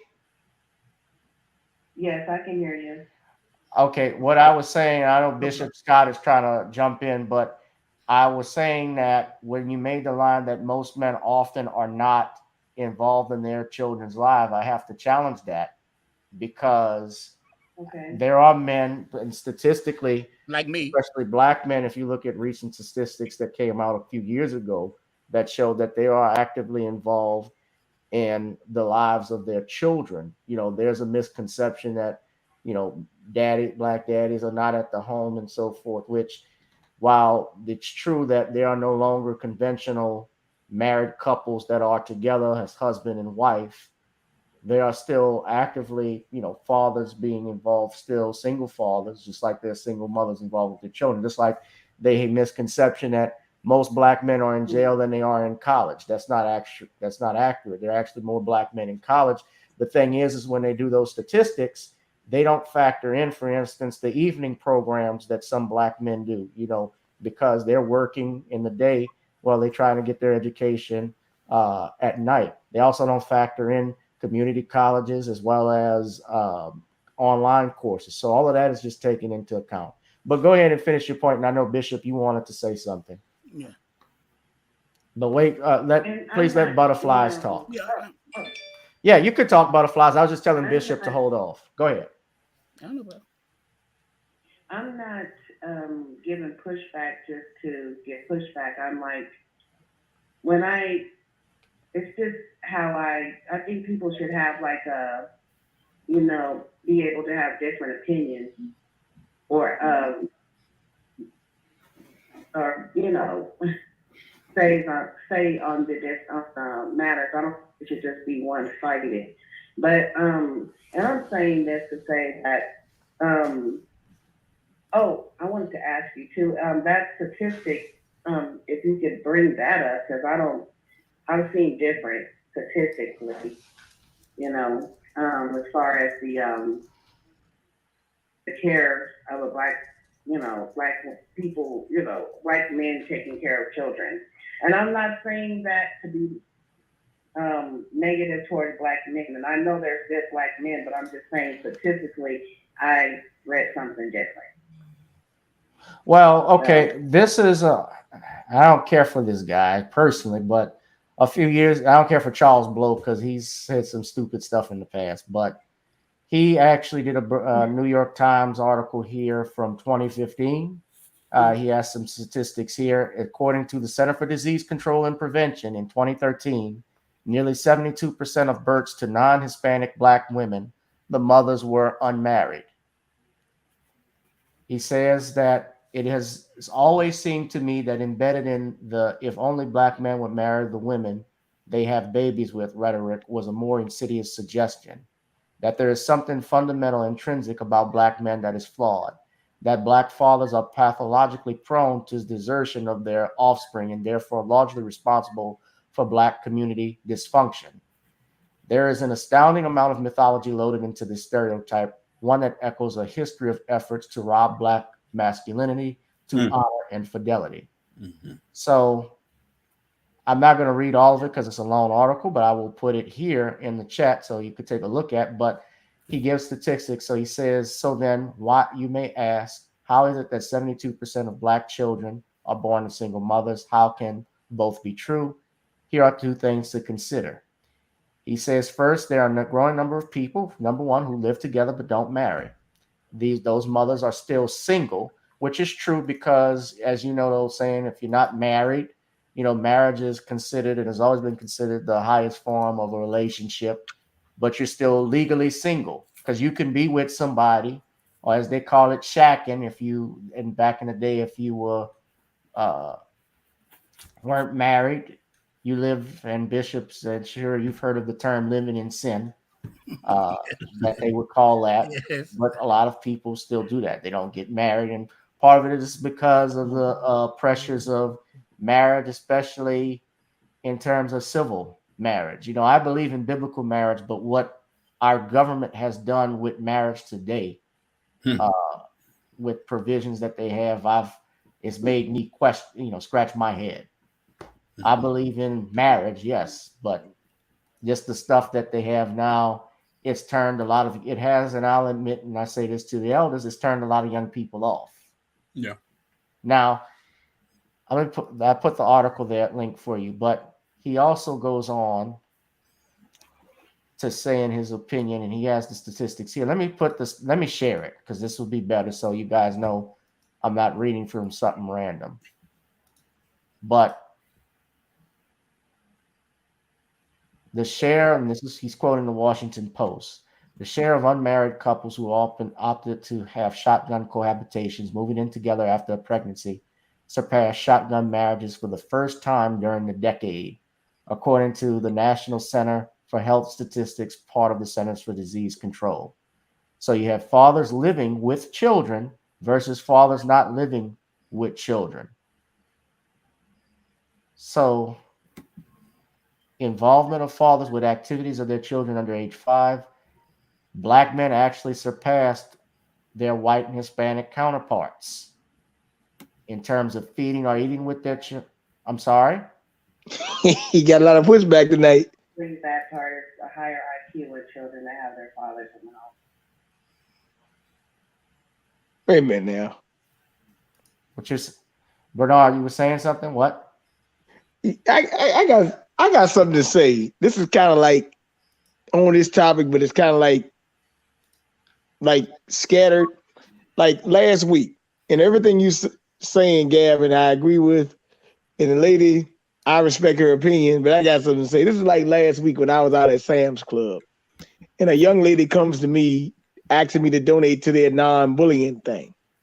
And I said, no, ma'am, I don't think I should donate to your non-bullying thing, because if you want to get the problem right, you got to have 2-parent households. And then the guy comes over and he said, well, a lot of depression and killing is going on in 2-parent households. I said, show me the statistics of that, because I'm looking at the data here. And I told him, so he said, yeah, I know you're talking about when you back in the day, but how do you think talking about anti-bullying will work now? I said, hey, when I was young, you punch the bully in the mouth, you let it be. That's how we handle things. We didn't launch anti-bullying nonprofit and stuff like that. So I told him, no, I will not donate to you, because this problem is not going to be solved with donation money. It's solved by getting the parents back at home.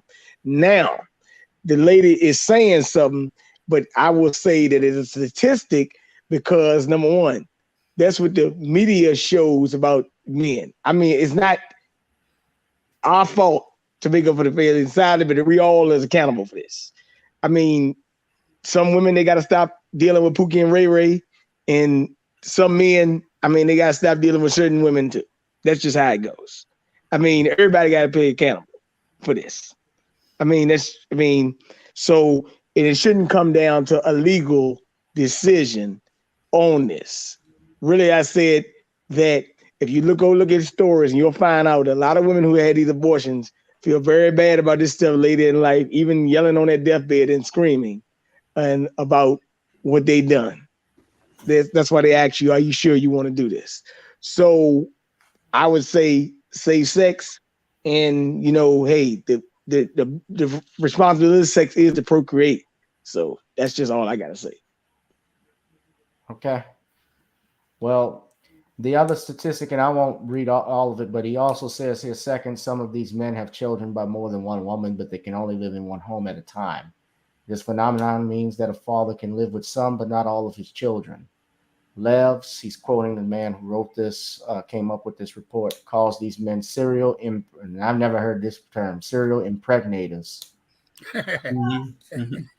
Makes it sound like aliens. But I think something more than promiscuity and irresponsibility are at play here. But that's just part of it there here. And I see Stephanie, she says, I'd rather a female abort an unwanted baby than to birth the baby only to abuse, neglect, and possibly kill that child. I just feel like it's nobody's decision to make but the one carrying the child. Goldie Hawn and Kurt Russell still aren't married yet. They've been together since Swing Shift. Yes, that's true. They are not married. I think, yeah, they have a son together who's actually an actor. He was in Overlord, and he was also in the Avengers. He's on the TV series, the Black Falcon, Winter Soldier. So he's a part of that as well. But it looks just like his father. Go ahead. Go ahead, Butterflies. Can I say one more thing? Yeah, go ahead. I'm going to get off up here. I think that that really, what I did with my son, I was a single mother. I promoted that in my I think that people should promote to have friendships and have respect for their body. And also have, like I said, accountability and know the consequences of certain actions, whether they be female or male. Because I have a son, so I taught him always to have, respect and accountability for everything that, he doesn't like. So. And I think people should promote that in their child at a certain, at a certain age, but at a young age. They shouldn't because I think the woman also, or the young lady, is more pressured and to have sex at an early age. Unfortunately, in this society nowadays, like I said, this is 2022. This is not 1950. This is not 1980. Well, yeah. Well, look at your elected. Look at your elected officials. I mean, we take that into accountability. Right. Well, yeah. That stems too from your elected officials. I mean, even Joe Biden said he thinks a 13-year-old should decide whether or not he wants to be a boy or a girl at 13 years old. Younger than that, 9 years old, I think. 9, 7. Yeah, he said that. So, no, I know you didn't. A lot of the B1 family didn't vote for him, but I'm just saying. But this is what this is the policies. These are the policies. Just one of them that the Dems support. So that's why I can't get with even with this aside. Like I said before, even the stuff they're doing, like giving the monies to the foreign nations and not helping out the homeless veterans that we have here. Yeah. Now, granted, that's a problem too, where some of these men are not taking their medicines, but still, the fact that they're left out in the cold, they do their job, they do their duties, serving this country honorably, and yet they come back and can't get a job parking cars. Things of that nature. That's stuff that bothers me. We should be concerned about. But I got someone else who called in at 972. I want them to call back. I saw they left a voicemail. But butterflies, I thank Okay. you. I thank you for calling in and giving us your 2 cents, dear. Butterflies? I think she, yeah, I think she, think she hung up. She hung up. Well, I just hung up on her. But all right, caller from 972. You called in. You wanted to 972. I'm sure you're still on. You left a voicemail. If you're still there, you can call in for in the next couple of minutes. I'll be here. You can try back. I know there's a delay, I believe, with my video, so I'm waiting for them to call back. I was on the line with her. I don't have multiple phone lines here running. I'm still a one-man show, guys. Well, that's all right. Wait on the Lord. Yeah. But I wanted just to add one point. I know the woman's off. I wanted her to hear it, but other people were talking. That's fine. But nevertheless, I mean, I can understand her point of view. I mean, but I can look at it from 2 points of view. My father left our household when I was 6 years old. He never returned. He had very minimal influence in our lives. We saw him maybe Christmas time or whatever, and that mainly because his father, my grandfather, would take us to see him. It never was him coming to see us. He would take us to see him, his son. But in the same token, I, who had cerebral palsy, was born with cerebral palsy, raised my daughter as a single parent from the time she was 1 year old. I had her the whole time with her mother, but when her mother and I split, I took the child at 1 year old. I raised her until she ended up marrying herself and having children. So, I mean, yes, there are men. I can speak about men who are derelict in their duty, but I can also speak about men who aren't. My 2 grandfathers were family men. They raised their children. They were in the household from the time before they were born, during their birth, and throughout their lives. And I've emulated my life after them. I didn't imitate my father. I imitated my grandfathers, who both raised their children, and even one grandfather, their children, and my child helped me raise my child, which was their great grandchild. So there are men that are derelict, but also men that are very dutiful, very conscientious, and the like. Thank you. All right. We got caller from 972, gentlemen, on the phone. Caller from 972, you're on live with Random Topic Tuesdays. Gavin Reshaw presents. Can you give us your name? Peace and blessings. This is Shaq calling on Texas. Peace and blessings. How you doing, guys? Oh, good evening, Shaq. How you doing? We're doing fine, brother. Go ahead and speak your piece, please. Yeah, man. These topics these are mature conversations I think us as adults should definitely be having among ourselves. And I appreciate you guys opening the platform up and having these conversations, because for too long, women in general have had the license or the right to kill unborn babies for farming. Men. What's up, Shaq? Shaq, did we lose you? The government, per se, has given them the right to pretty much kill, a license to kill. You know what I mean? Without any pushback. And now that we have the internet and we have social media where we can speak up, you got a lot of men speaking up and saying, well, no, I did want to be involved in my kid in that decision. And I was totally boxed out of that decision of being a custodial, being the biological father or whatever. I was boxed out of that decision. Yeah, we laid down together, and the outcome is the baby or a possible baby, right? Mm-hmm. But the men are not involved. Pretty Carla was saying about men and not a lot of truth that men don't want to be in it.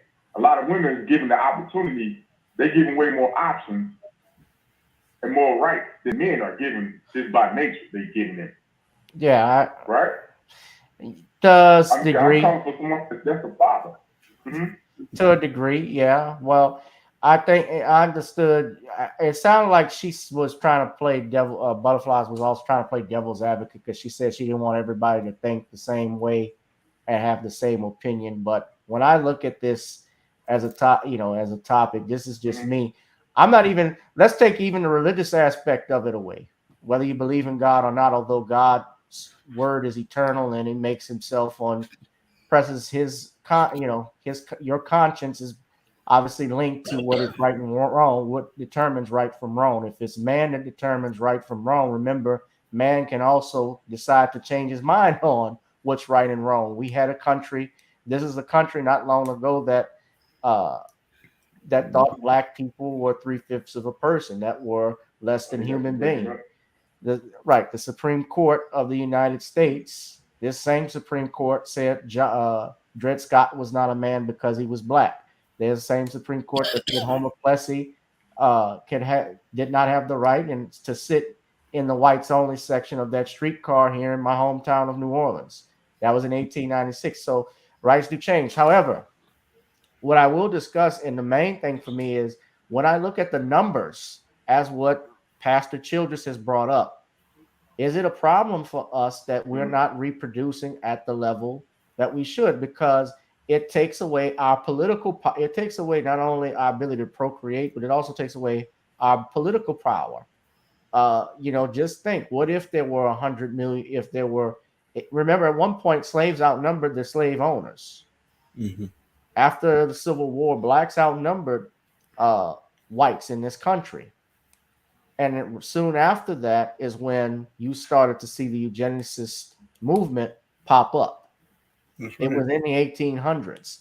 So it is not a coincidence, I believe, that these movements have started. Now, I know people who are going to disagree with me. There are people who disagree with us. Is that me or you? It sounds like you're breaking up. You breaking up on your end? I'm not breaking. I don't think I'm breaking up. I got you on. I think everybody can hear you and me because I'm on the Mac computer. So you're talking through that. I don't have interface set up yet, but I'm looking at it. We got 17 votes here. 53% of you say Roe v. Wade should be overturned versus 47%. Butterfly says black men are marrying white women too. Yeah, well, we got black women getting with Zaddy as well. So it's going both ways with that. But But when I said the problem though, Gavin, with that comment you just comment you just read, that black men, a lot of people tell that black men marry white women when black men so-called black men ask their women to just be submissive, and that's a problem. That's like a dead. That's almost like a dead word when you talk about being submissive. A man when he asks for a woman, his black woman, for certain things for them to bring to the table, and then to be agreeable with him per se. So yes, that man is gonna go with somebody that's gonna be agreeable with him as being a man. Yeah, let's talk about that. A lot of women have. Yeah, I mean that's just nowhere fair. So they try to bring up this black men dating white women, but you don't want to do the things that the white women doing, right? A lot of these white women they invest in the men. They let them actually be the man. They not that combative for them. Well, that's not always the case. It's not the bad black women. That's not always the case though, Shaq. Look what happened to that immigrant out in Florida who was killed by that white woman. She chopped him up. Oh, when they go hard, they go hard. They don't play when they go hard. When they talk about black men dating white women or dating outside their race, my question is, why do they care? If you're not doing anything to protect them, then why do you really care? Is that fake outrage? I'm talking about for black women that make the statement of black men dating white women or marrying white women or marrying outside their do they really care about that? Because if they did, could be envy. As the man, as the head of household. Yeah, I think a good number of women want to be the head of the household. Look at Jada.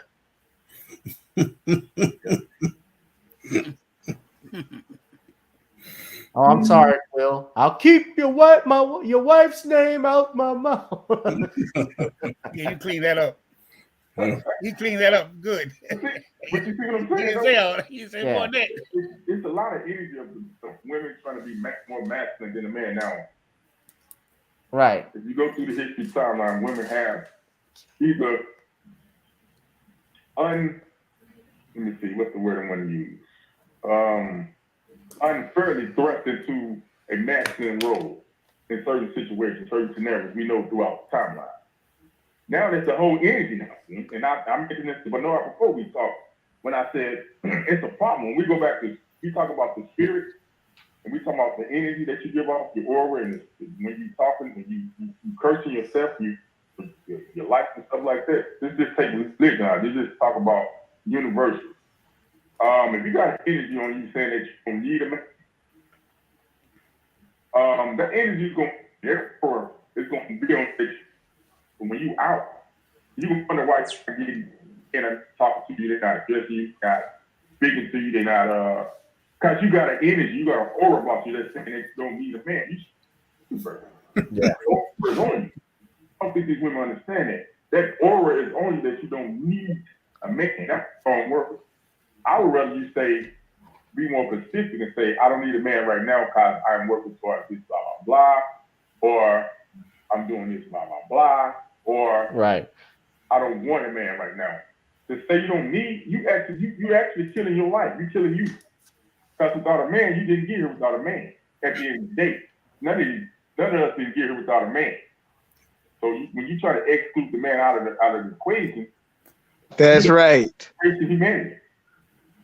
Well, it's kind of like an oxymoron. Right.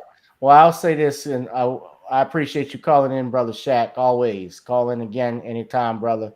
But I will say this: I think that society is trying to society, without a doubt, they've even said it. They're trying to replace men. They tried to replace the family unit, but they want to replace men now because pretty soon, even on these birth certificates, if you've seen in some states, you have the options now to call your kid X.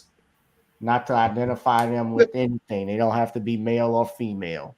Let me ask Gavin a question. But yeah, go ahead. Thank you, Shaq.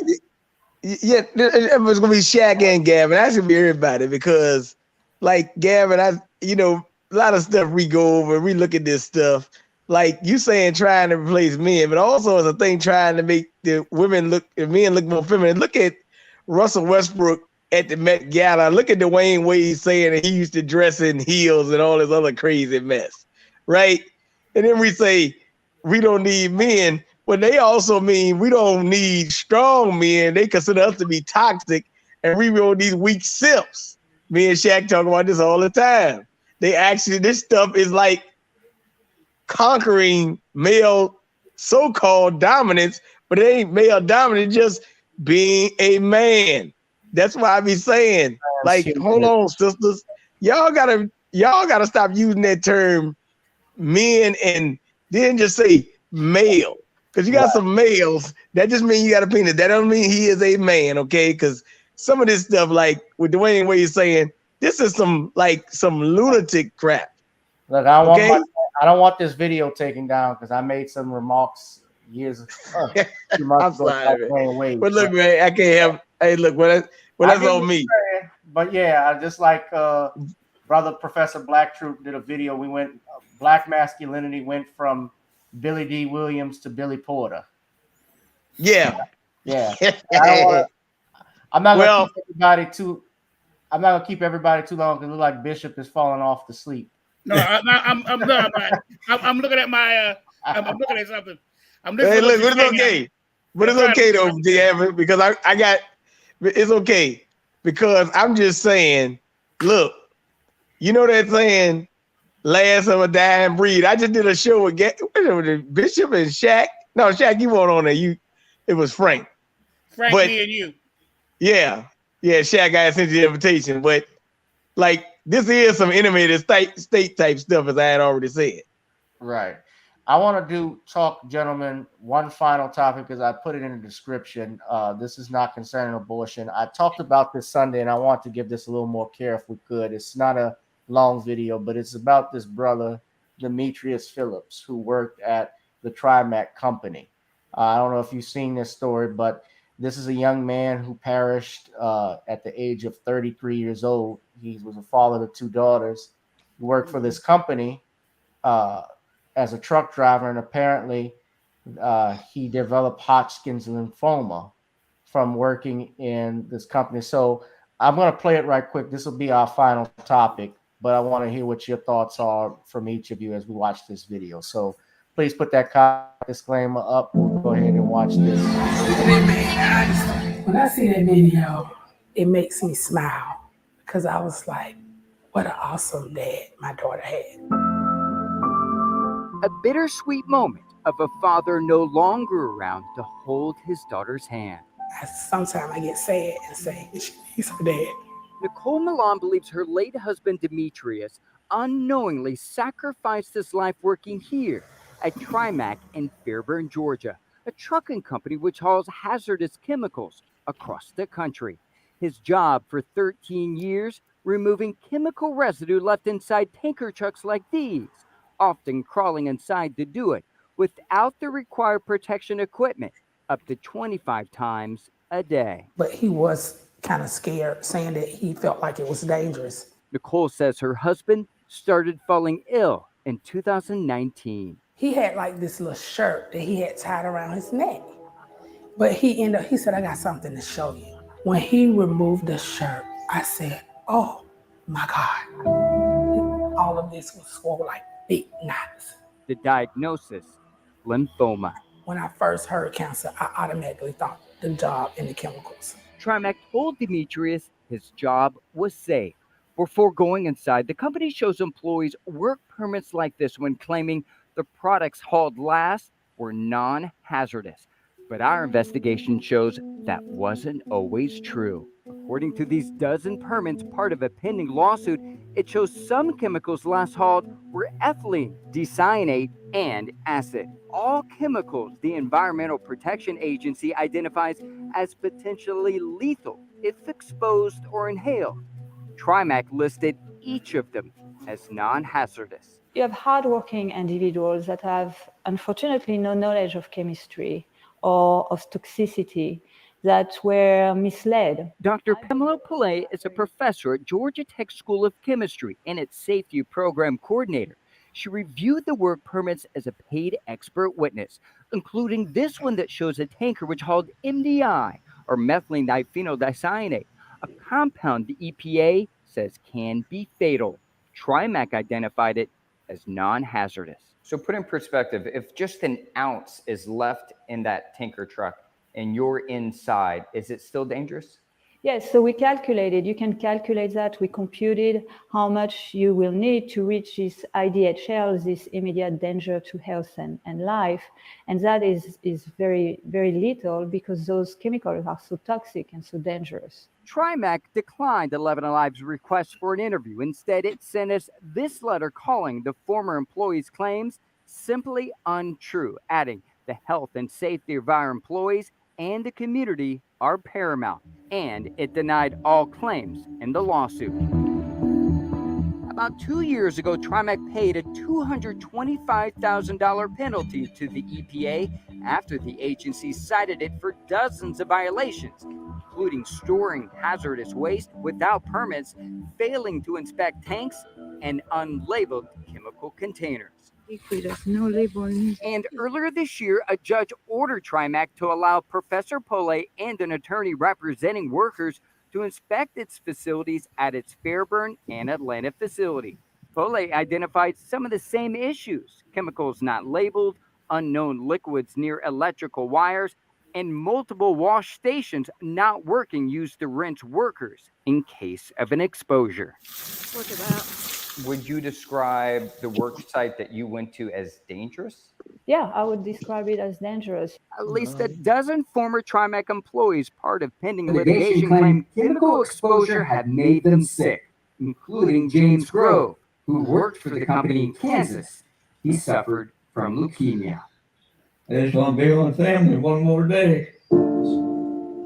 That's all I can do. He died earlier this month after taking this emergency deposition from his bed. I was like, how could I not see signs What am I supposed to do? Demetrius died in August 2021, leaving his wife to care for their 4 children. 4 children. Alone. I just think about other families and just hoping no one has to endure what me and my kids have to endure.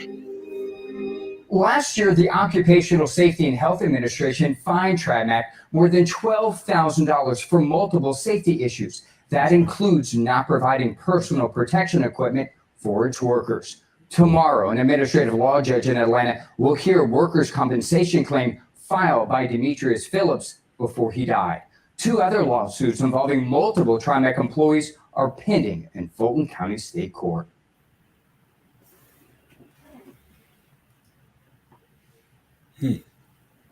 That was terrible to watch.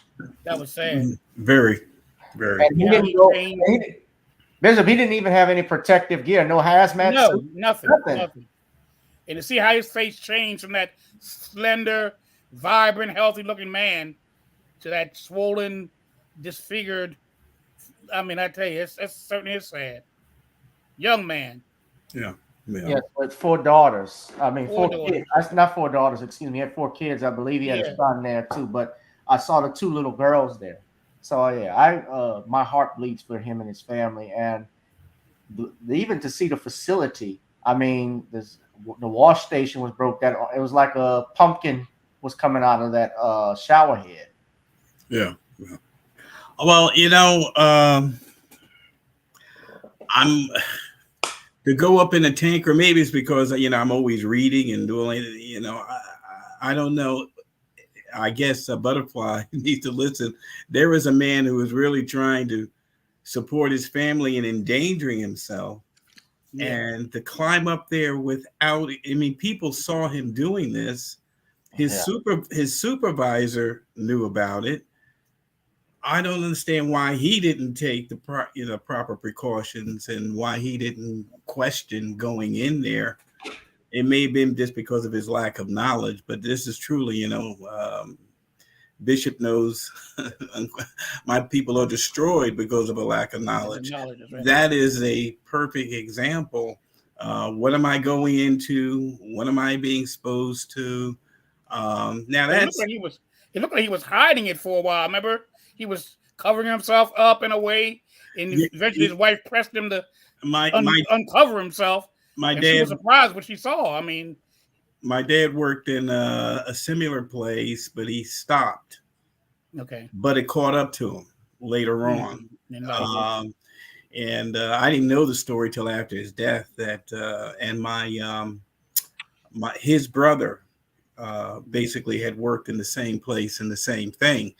But you figure at this point in time, this is like 2000. This is after 2010 or something. This is happening. That I'm talking about back in the 40s or 30s, and it's just like the asbestos, and all those other things that basically were lined or lead paint. Right. But this I don't know, maybe the consciousness of being aware of these things. You asked me to go into a tanker with chemicals to clean it. I'm going to have a breakdown. What's in there? And that picture of him holding his daughter's hand, and and we should always know he was just trying to provide for That's his all. daughter. That's all. Yeah. Just trying to provide. That's all. Bernard, you got something to add to this story? I think he must have been asleep. I think he must be asleep. Bernard. No, I'm here, man. I didn't have nothing. I just listened. I was just listening to what he was saying. It was good. Yeah, sad, wasn't it, Bernard? It was sad. Yeah. It's sad, but you know what? I will say this: the more and more you hear a story, man, and you be like, the old saying, you hear something, but you never heard it all.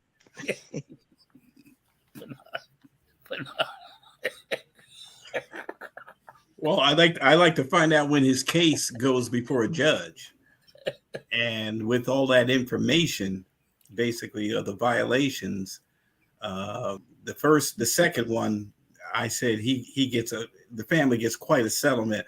They did not inspect the tankers, well, you're done at that point because Yeah. you sent him in there without the proper inspection.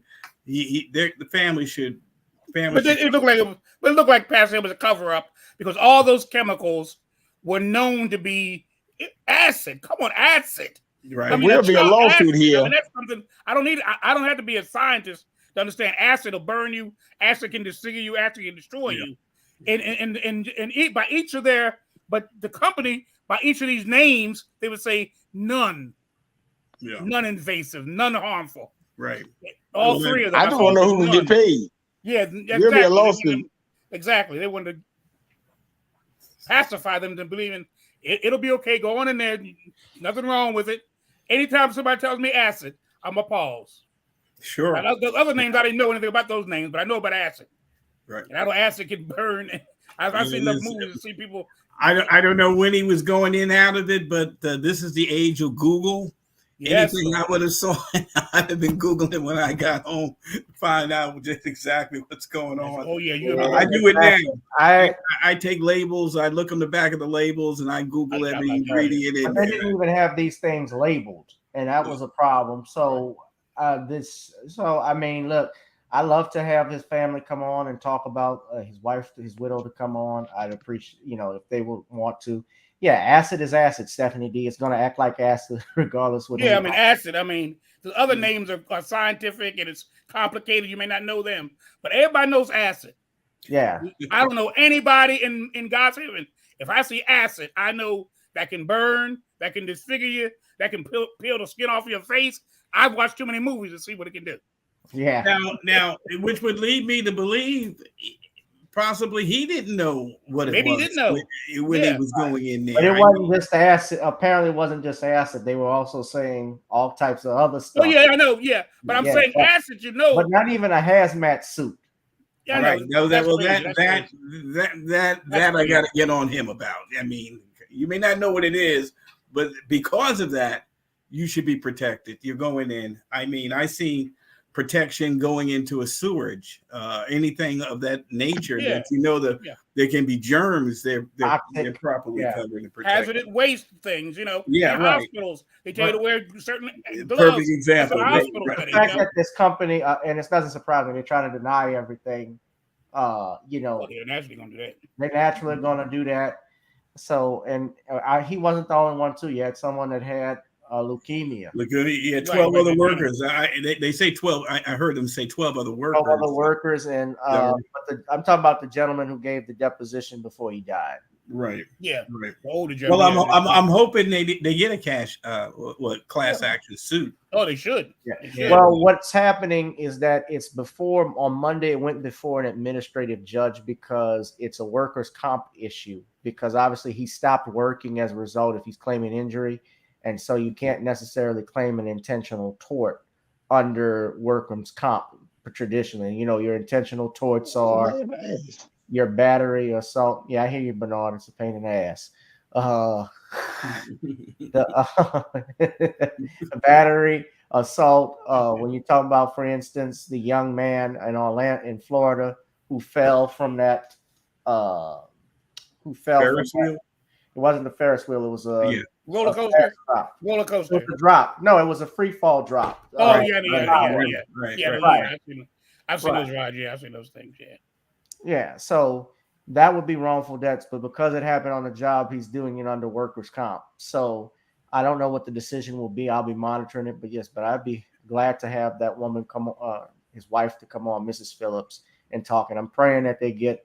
It's not going to bring your loved one back, but it could help. Anything that can help her. Raising 4 kids on her own. Right. But, gentlemen, I've kept you all for a long time on this topic, and of course the main topic with abortion. And I want you to give everyone your contact information where they can reach you. Let's start going clockwise past the Childress. Okay, blackgenocide.org, and my church website is newcalvarydeliverance.org. So Black Genocide is easy to remember, .org. Not .com now. That's my good friend Mark Crutcher, the producer of My Alpha 21. But I was first. Black Genocide, blackgenocide.org, and our church website is newcalvarydeliverance.org. And if you're ever in the Newark area, stop in and see us. Will do. Bishop Scott, you have a show on tomorrow at 6 o'clock Eastern. Tell us a little bit about it. Yeah, we have a show on every Wednesday at 6 o'clock p.m. Eastern Standard Time. Real Talk with the G-Man. We cover many of the topics that were covered here tonight, and plus some others. We're going to change the format a little bit on our program. We're going to have about an hour and a half of news and breaking news and current events as it relates to world events and national events. But then I'm going to go into a thing called Black's Agenda, our journey towards self-determination. And that'll be dealing with the Black experience here in America and what we can do to change our situation. I believe that this system has proven time and time again it has no inclination or desire to make things better for us in a tangible way. They'll give us gestures, they'll give us symbolism, but they'll very seldom give us anything tangible and something that we can really grow in particular economically. So we're going to be dealing with all of that, and that'll be a series. We'll be dealing once again with abortion and how it impacts the Black community. We'll be dealing with Black ableism, how the Blacks many times are ableistic in their view with amongst other Blacks who have disabilities of various sorts. So we're going to be dealing with all of these types of things so we can understand one another, join together with one another, and find a solution for ourselves and not always depend on people to help us through. We got to get through by ourselves. So that's what we'll be talking about beginning tomorrow night. All right. Thank you, Bishop Scott. And Brother Bernard, I have your Cash App, but tell us everybody about your YouTube channel briefly and how they can find you.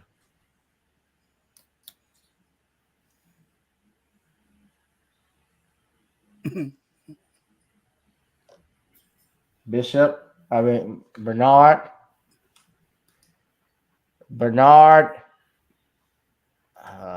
Sorry, man, I was on mute. I put myself on mute again. Look, King BJ Johnson, YouTube, KingBJMedia.com, KingBJFitness.com, and Bernard Johnson, Facebook, Bernard 1121 Instagram. Yeah, Gavin, I got to give you credit for bringing up another great show. Thank you. And speaking of bringing up another great show, ladies and gentlemen, please support me at the Cash App, the Google Pay, and PayPal. You know, YouTube has demonetized this channel because I speak too much truth, which means even with I actually got to 1,000 subscribers, and for me to have that would allow my channel to be monetized. And I tell you, not even within 48 hours, less than that, my channel was immediately demonetized with no explanation other than they said that it didn't fit the partnership program. No explanation. I have had, wait, hold on, Bernard. I have gotten hate speech strikes. I've talked about the you know what, and I got that taken down. They've actually have a community guideline strike on me because I simulcast the Savior's Day broadcast done by the Nation of Islam. They, if you remember, in 2020, took off Minister Farrakhan's social media page everywhere, from YouTube, Twitter, Facebook. He has no page on there. So that was all removed because of that. That's why my channel has strikes. I get copyright strikes all the time. So you all, if you want to support the channel, please, I ask you to donate to the Cash App, Gavin Richard Esquire. I'm not paid doing this. Any gifts you give, I appreciate. The PayPal, the Google Pay. I'm also on Venmo, which is new. I didn't indicate that. Derek Bailey says Reverend Childress preaches in Newark. Yes. Yes, he does. And give him the church name again, Bishop. New Calvary. We're on 212 Hunterton Street in Newark at 11:45 a.m. on Sunday.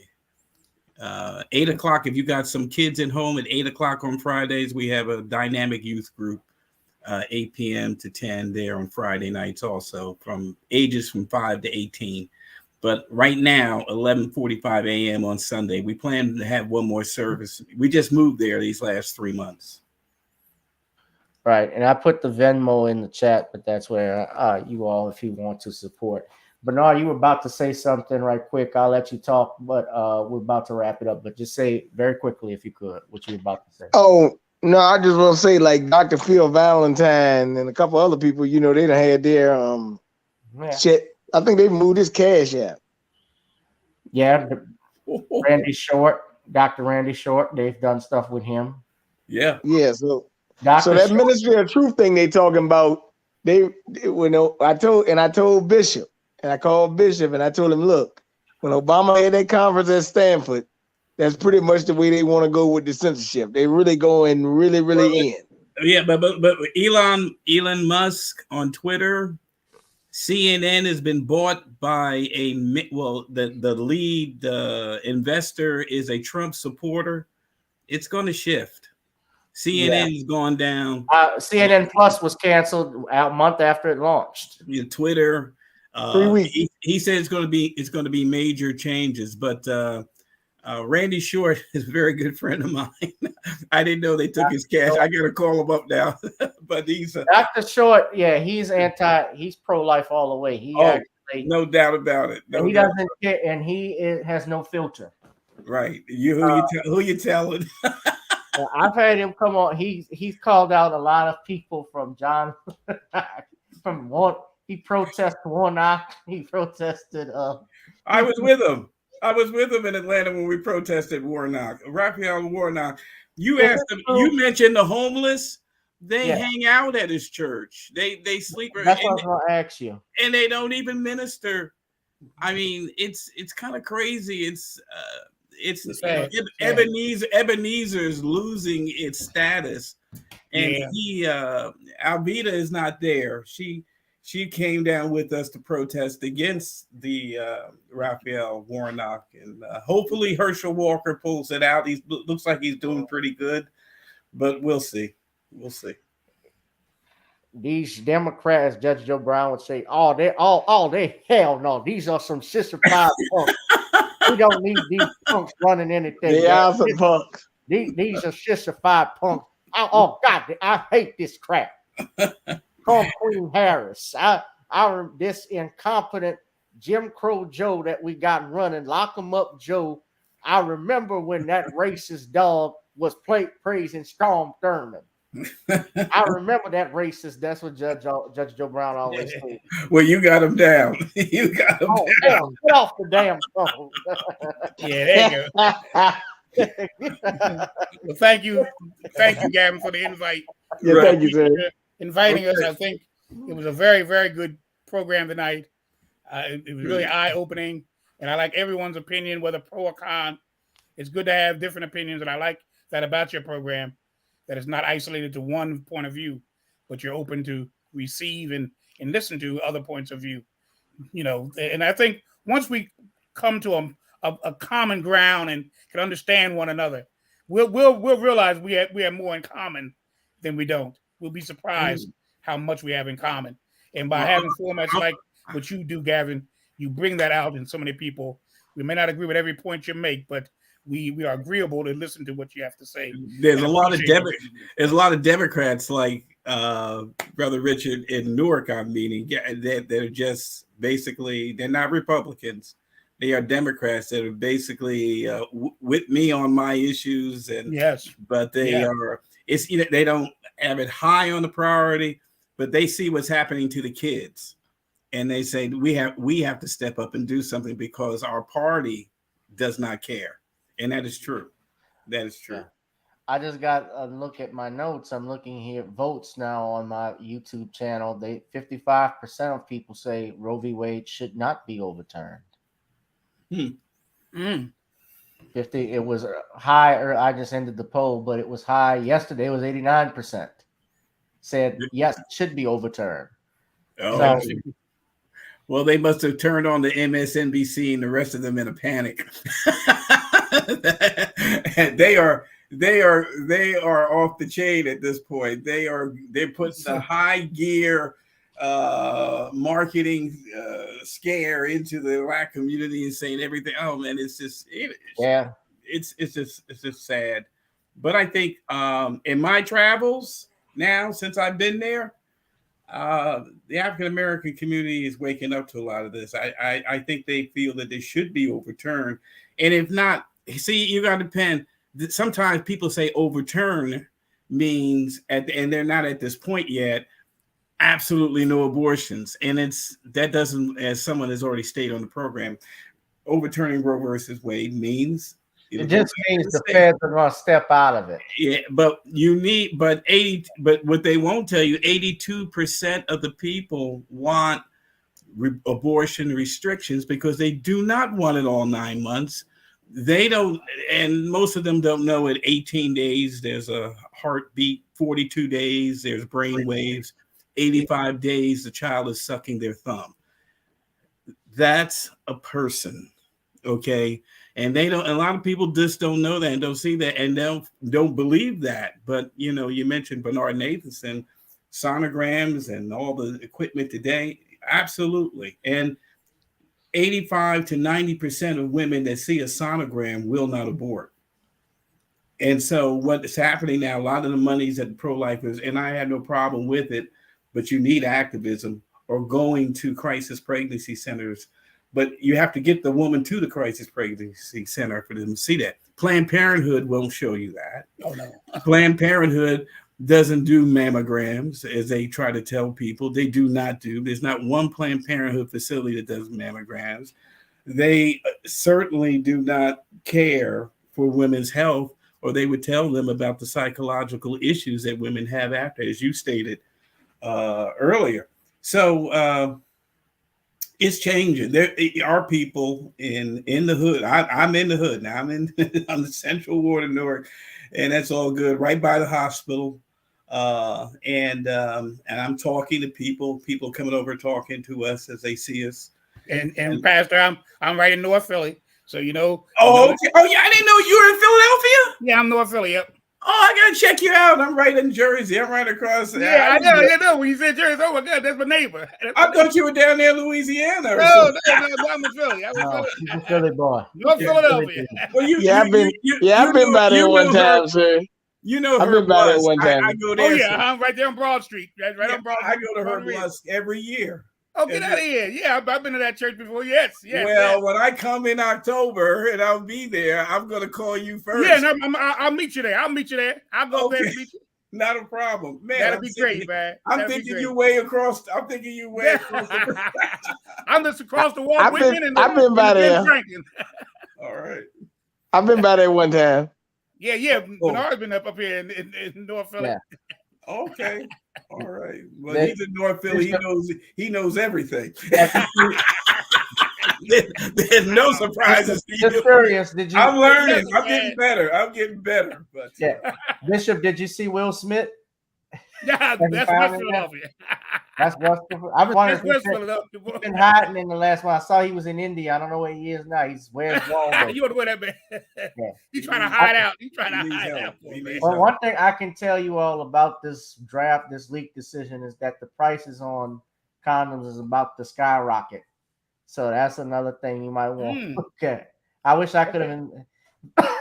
I didn't invest in that, but you know, at either rate, whether you support this side or not, we respect dialogue. Yeah. And everybody has a right to their opinion and to be respectful. Of course, when we talk about abortion and or same-sex marriage or anything dealing with politics in particular along those lines, race, religion, it's a sensitive issue. But I think tonight, even though I had a person called in who didn't support our opinion, and that was fine. But we had respectful dialogue, and I think that's what we have to. That's what I try to aim for. So, with that being said, ladies and gentlemen, I want you to please hit the like, share, and subscribe button. Hit that notification bell so we go live. One last thing, and I'm sure Bishop Scott would agree with me. Forgiveness is for everyone. Right. Forgiveness, no matter I what agree. you've done, no matter what you've been through. You know, we've all made bad decisions in life. Every That's one the of them. greatest thing about the cross, that I can Yes. go there and get forgiveness and tell God about it and go on with my life, and no one can condemn you. But there's a lot of women who need forgiveness, and no one is certainly the pulpits must recognize that they have that forgiveness in Jesus Christ, and they can go Amen. on, go and sin Amen. no more. That's all. That's right. That's right. Amen. I like that. Sorry about that. Okay, I just want to get that in. Well, good night, everyone. Good night. Thank you Yes, for sir. the invite, and I really enjoyed being with all of you. It was a great show. God bless now. God. Yes, sir.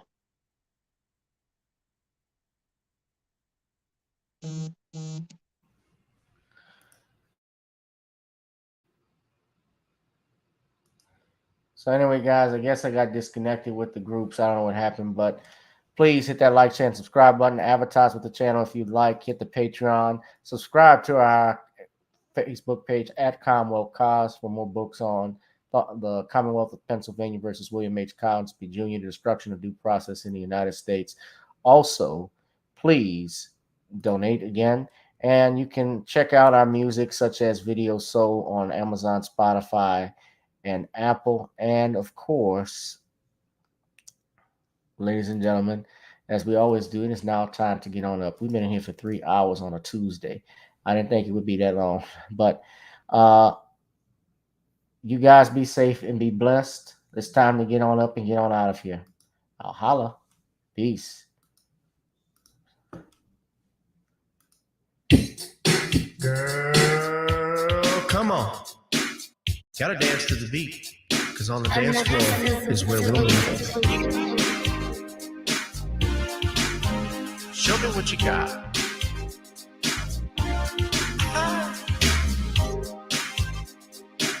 Gotta feel the groove. Feel the groove, get on the floor.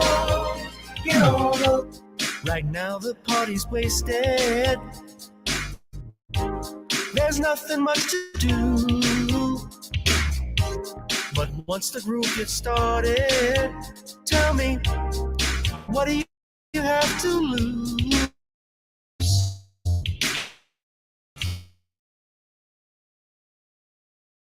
Across the room, and what to my surprise now, the beat takes hold of you. Now if you're feeling like I'm feeling, so come on baby, let's start dealing. Time to get this party started. Ain't no time for the broken hearted. When the rhythm takes hold of you, there's only one thing left to do, cause the beat is really moving. Time to feel your body moving. Gotta get on up and move your body, cause when the beat is really grooving, it's time to feel your body moving. Gotta get on up and shake something. Feel the groove, get on the floor. Get on the. Tell the DJ play the whispers. Rock steady in the mood. Put on earth, wind, and fire. Tonight we're gonna groove. Show me how you do the four corners. Electric slide or two. Hit the bus stop or do the bunny hop, baby. It's really up to you.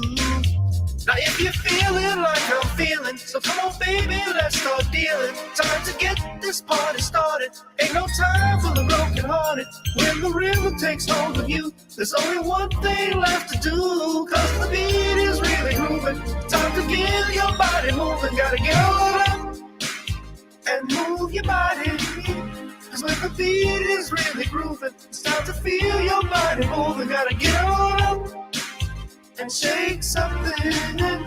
Feel the groove, get on the floor. Get on the. Now 2020 hasn't been the best year of all times. We've been dealing with death, the pandemic, racism, bad policing, and all the bad rhymes. But like Uncle Snoop once said, if you breathe and you're achieving. So if you're ready, I need you all to get on up. Are you ready? 1 and 2 and 3 and 4. Get your butt on the dance floor. 5 and 6 and 7, 8. This jam we appreciate. We're gonna slide and step on the beat. On the dance floor is where we'll feel the groove. Get on the floor. Get on up and move your body. Cause when the beat is really grooving, it's time to feel your body moving. Gotta get on up and shake something. Feel the groove, get on the floor. Get on the floor, baby. Yeah, gotta get on up. Come on, baby, gotta get on up. Baby. Feel the groove, get on the floor. Get on up.